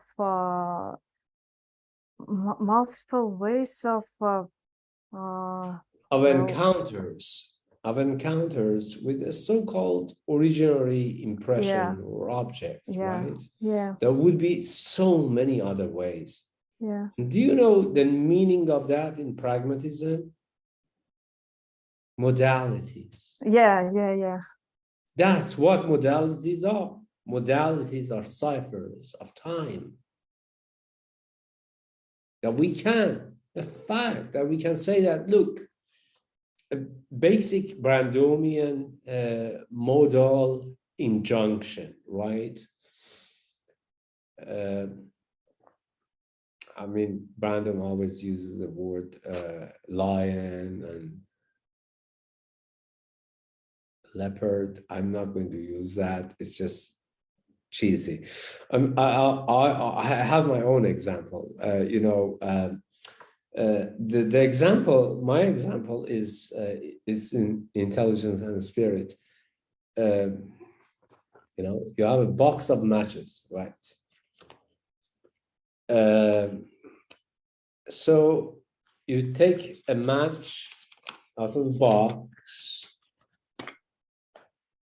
and you hit it against this frictional surface on the side of the matchbox, and then lights up, right? Now I say that, okay, think about this. If you actually do the same thing in Mars, on Mars surface or Venus surface, what would be the consequence of your action, right? Taking a match and light it up, does it actually light up? No, it does actually. Because people are so cheap these days, they put oxidizing agents in a matchbox. So wherever you actually light it up, it will light up.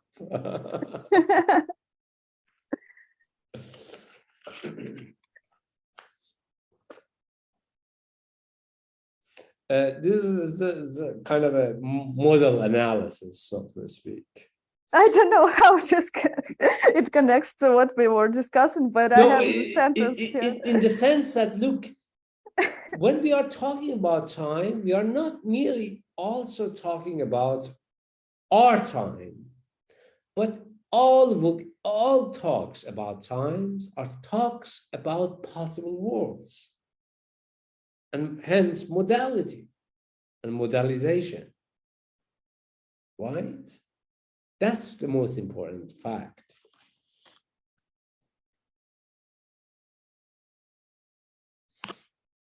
We usually call a fact if it obtains a certain sort of premise and consequence relationships within a range of modalities, such that, for example, if I actually get the safety match and light it up, precisely because of the oxidizing agent in the head of the match, it doesn't matter. On Earth, on Mars, on Pluto,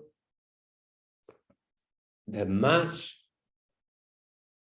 is going to be ignited. It's going to light up. It's just that the match will light up, but the wood stick is not going to burn up. And hence, it creates a certain sort of different scenarios of causality, cause and effect, according to the modalizations that is available to us. And this modalization is coming by inner time consciousness.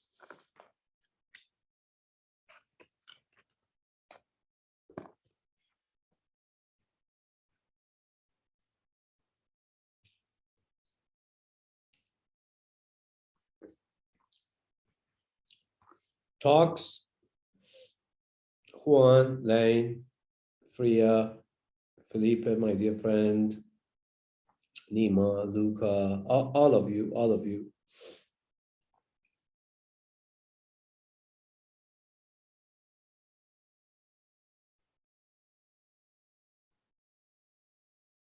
Well, Reza, I asked it in the chat, but I just wanted to check if what you're saying, if it would be a ground for legitimating Goodman's Grew paradox as an account of possibility. You know, emeralds are grew before time t. Is this what you're saying? That we can model emeralds as grew in this account? I would say, if we are going to go purely Humean on this scandal of time, you would say that the real problem is not actually as if we have group problem, right? But rather, how are you going to define the sort of statements and claims, timed, stamped, from now on, such that the group becomes green or blue?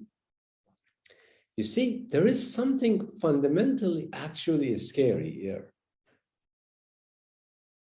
It's not that what is past, the retentional aspect, that is creating such dilemmas for us, but rather, if you become a skeptic of the retentional side of things, namely of the past occurrences of dozen so qualities within certain sorts of time sets, you can, by virtue of that sort of a skepticism, extend the skeptical vector to the future,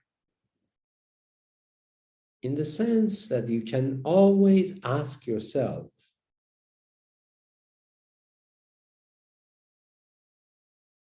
is it actually an emerald I am looking at?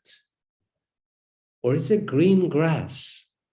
Or is the green eyes of this sweetheart that I am looking face to face?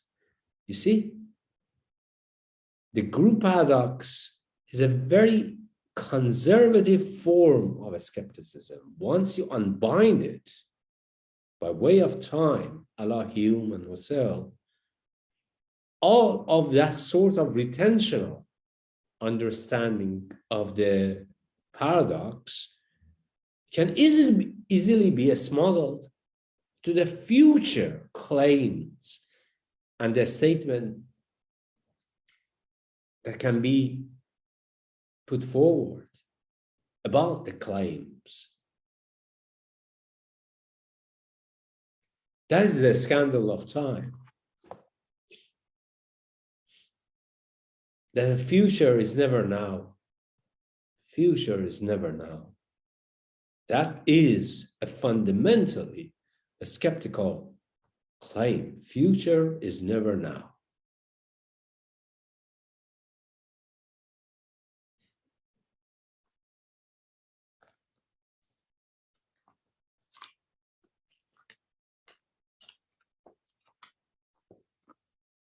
Thoughts.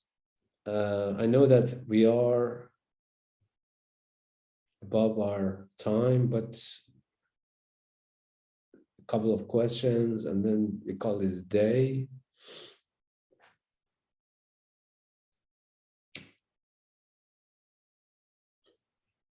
Do we have any presentations for another session?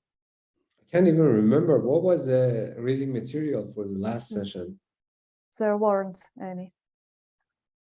Good, good. Maybe we shouldn't have presentation last session. I have one Go, question. go. Please. So you just said like the future is never now, but what about future perfect? And the whole idea of that would be a modalization. That would be a modalization lane. When we are saying a future perfect, just like past perfect, is a mode of modalization, and modalization always fall in under the laws of modalities. Hence, unconscious or conscious comparison or comparative study of various modalities of experience, imagination, and time. Future perfect doesn't exist, right? It only exists as a mode of modalization. That I would say that, look,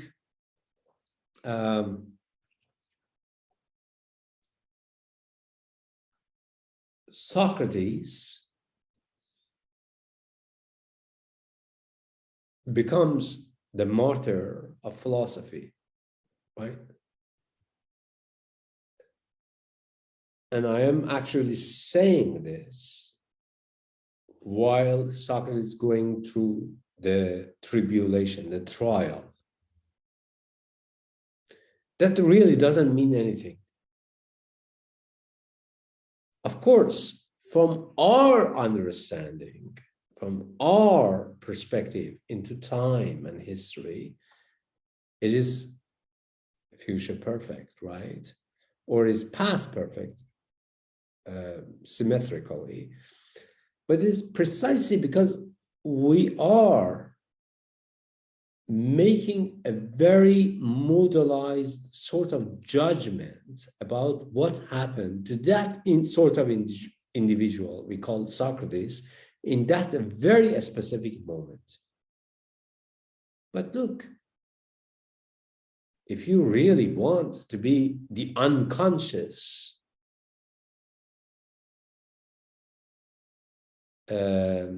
defender of rationalism, you can say, you can create a fan fiction about that. Look, Socrates never died. Socrates' name is with us, even today. Wouldn't it be so great? You see, it all comes back to the mode of the modalization, that we are actually ascribing to such events. And modalization itself it comes under the rubric of self-transcendizing or self-transcendentalizing mode of time consciousness, that we are, by virtue of, we can actually entertain various modalities of what could happen and what could not happen. And by virtue of that, we derive facts. We are in the business of time travel. I agree with this on the whole part of imagination and thinking about futurities. But at the same time, we have future perfect in finance. We have it in models. And there is a certain way of how future is closing in on itself. Yeah, sure, okay. Now that is a different sort of stuff. We are making a future Bitcoin contract, right? It's being fulfilled, right? It's absolute time of Bitcoin according to Land, the dark lord of philosophy, right? It's all good, all good, all good. But ultimately, at that point, you should ask yourself that, am I not making the fallacy of modalization in the sense that I act like an asshole goddamn prophet that always tell you, after all the unfolding of events in the world, and that's what prophets do usually. Muhammad does that, Jesus does that. I said so. It's ad eventus. It's an ad hoc judgment about time. But how the goddamn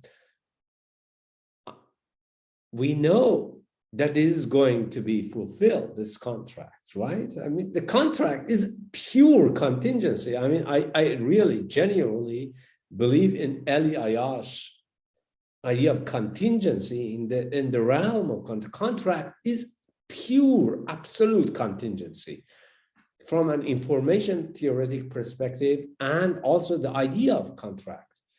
I don't think that market can be said to be fulfilled in any sort of, future perfect. It would be only as an ad eventus event. Like we look back forward like a good Muhammad and say that, I told you so, I told you so, right? It's really that, but that is not really the contract itself. The contract is pure contingency in market. I mean, price is pure contingency.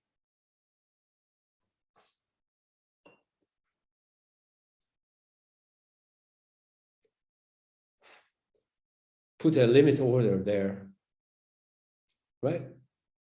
See what will happen to your limit order or a stop loss, right?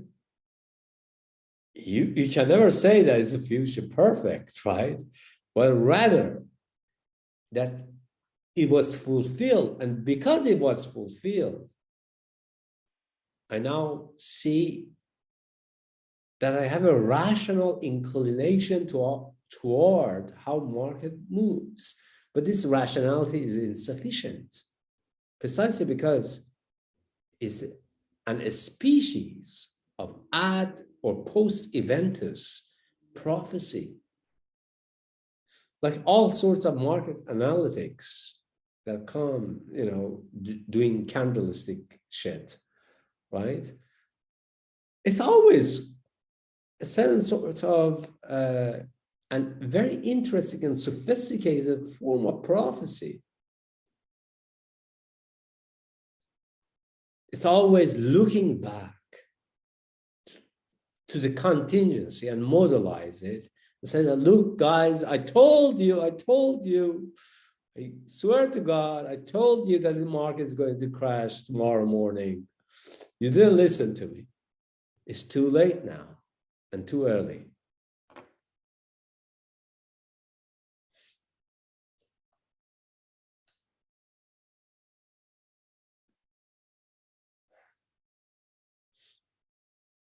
Yes, Maria and Luca. Let's go with Maria first.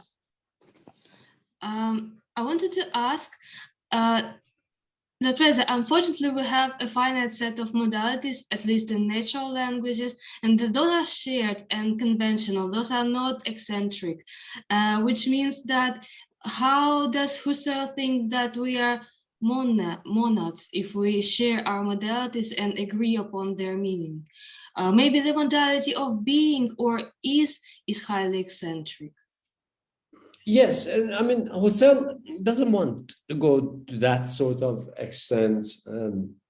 Essentially, he wants to say that, look, your experience, by virtue of being an experience, is constituted by sub rosa or undercurrent modes of modalizations. That would be the individuation of subjectivity. Individuation of subjectivity simply means that you have been modalized, but this modalized remains an unconscious fact of your individuality, right? That's what Husserl wants to say. He doesn't want to overextend the conclusions from the fact of modalization a la individualization to future decisions of a subject, right? That's not his business, because as I said, Husserl really wants to underline this fact that we have to, if we want to actually talk about time and the constitution of subjectivity and our in particular individualization, we have to carry out an epoche and a bracketing and a suspension, such that we have a semblance of better understanding of where we are coming from, what motivates us to be intelligences of this sort and not others. He doesn't want to overextend the line of credits about time and the inquiry into the nature of modalization. That is not his job, really.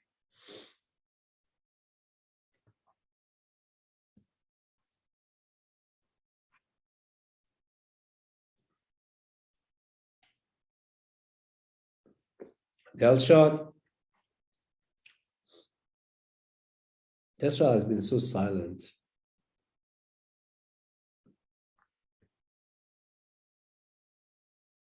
Juan,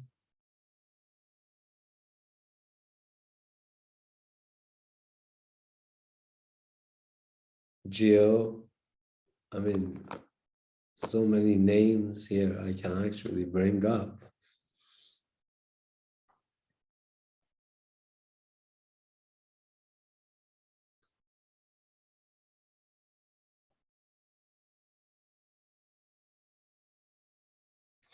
It's really important for us to understand that, look, by virtue of the modalization problem, when we are talking about ourselves as humans, whatever it might mean, we are always under the spell of time bias, the vicious transparency of time, right? And in that certain sort of way,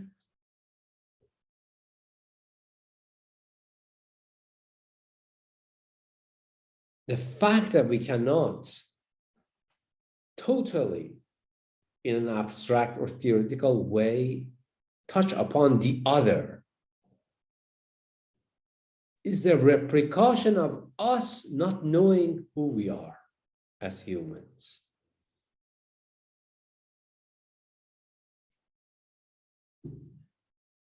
that ultimately, if there is a moment of pure enlightenment, that enlightenment requires us to be aware of the nature of our own time consciousness. And by virtue of understanding who we are, ultimately understanding what the other actually means. As a problem of reference and reflexivity already embedded within the constitution of subject.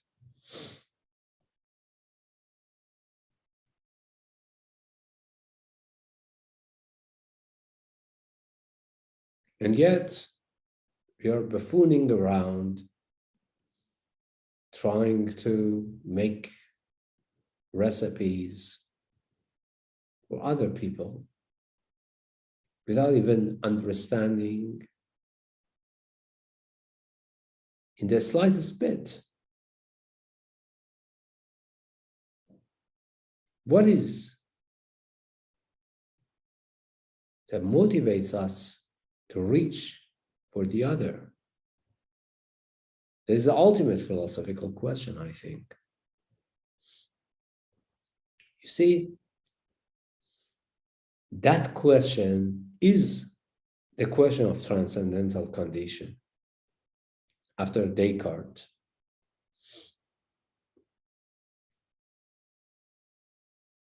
it's either solipsism, and solipsism comes with a great cost, or transcendence, which comes at a greater cost. Either way, you have to somehow take your side. Is it the other I'm talking about, or it's I myself that I am talking about? Or rather, it is I myself talking about overextended to the other, or rather, that the other is constituting me.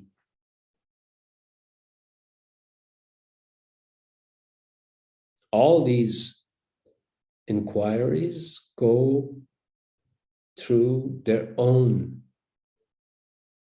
undercurrents of time consciousness. There would be different sorts of times for each of these inquiries. And in each and every sense of how we approach the understanding of time constitution, we become closer and closer to who we are and who the other might be. Thank you very much.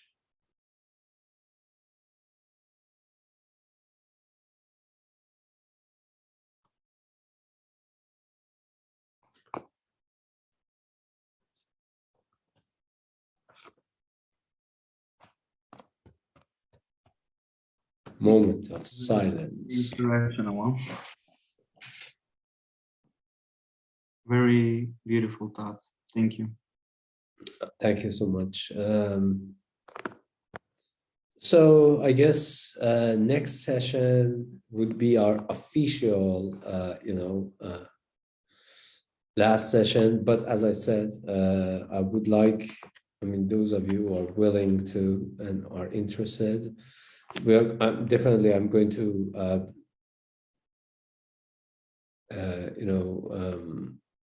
talk to Lika about her availability and also the new censor.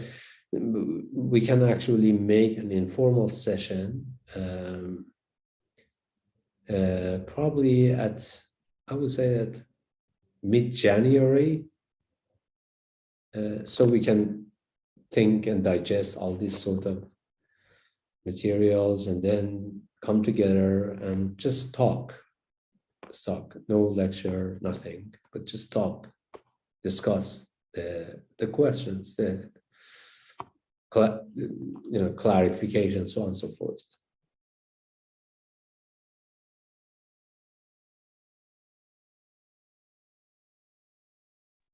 Any questions before I should go? Just a formal question. What was the deal with the essay again at the end of the seminar? Okay, so essays, absolutely, the essays cannot be more than 1,000 words, right? I'm not going to read goddamn 3,000 words, 5,000 words of an essay.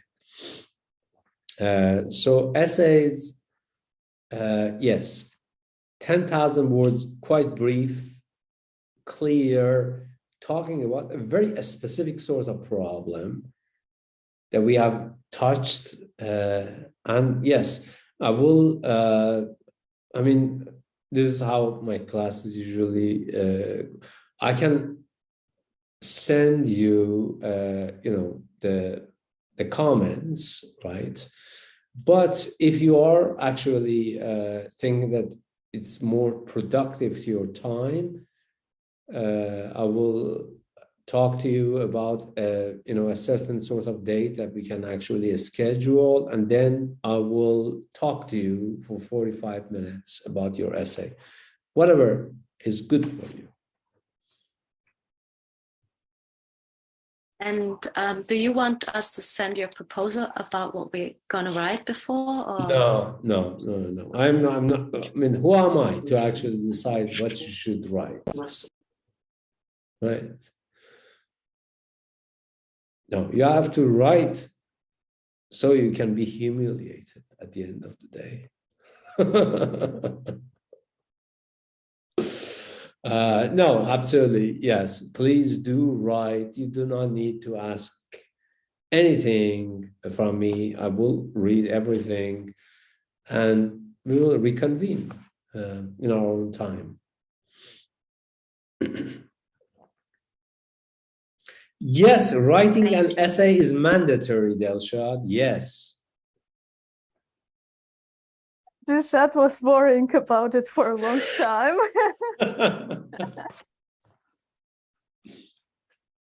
No, I mean, Delshad doesn't need to ask me this. I mean, I'm pretty sure that Delshad among us is like real. This is actually real stuff. Always use this as a metaphor of time. So the American planes come over Iraq and deliver these pamphlets, propaganda of war, so to speak, right? And then comes a time of insurgency in Iraq, where basically the insurgents distribute this pamphlet to the forces of the United States of America. It says, you might have all the watches, but we have all the time.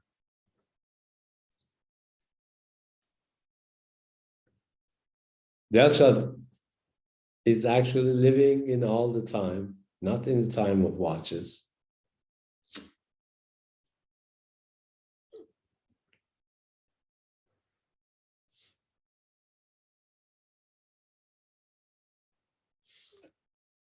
So, yes, let's put an end to this torture and reconvene next week. Okay. Thank you. Thank you, Reza. Love you and take care of yourself. Ciao, ciao.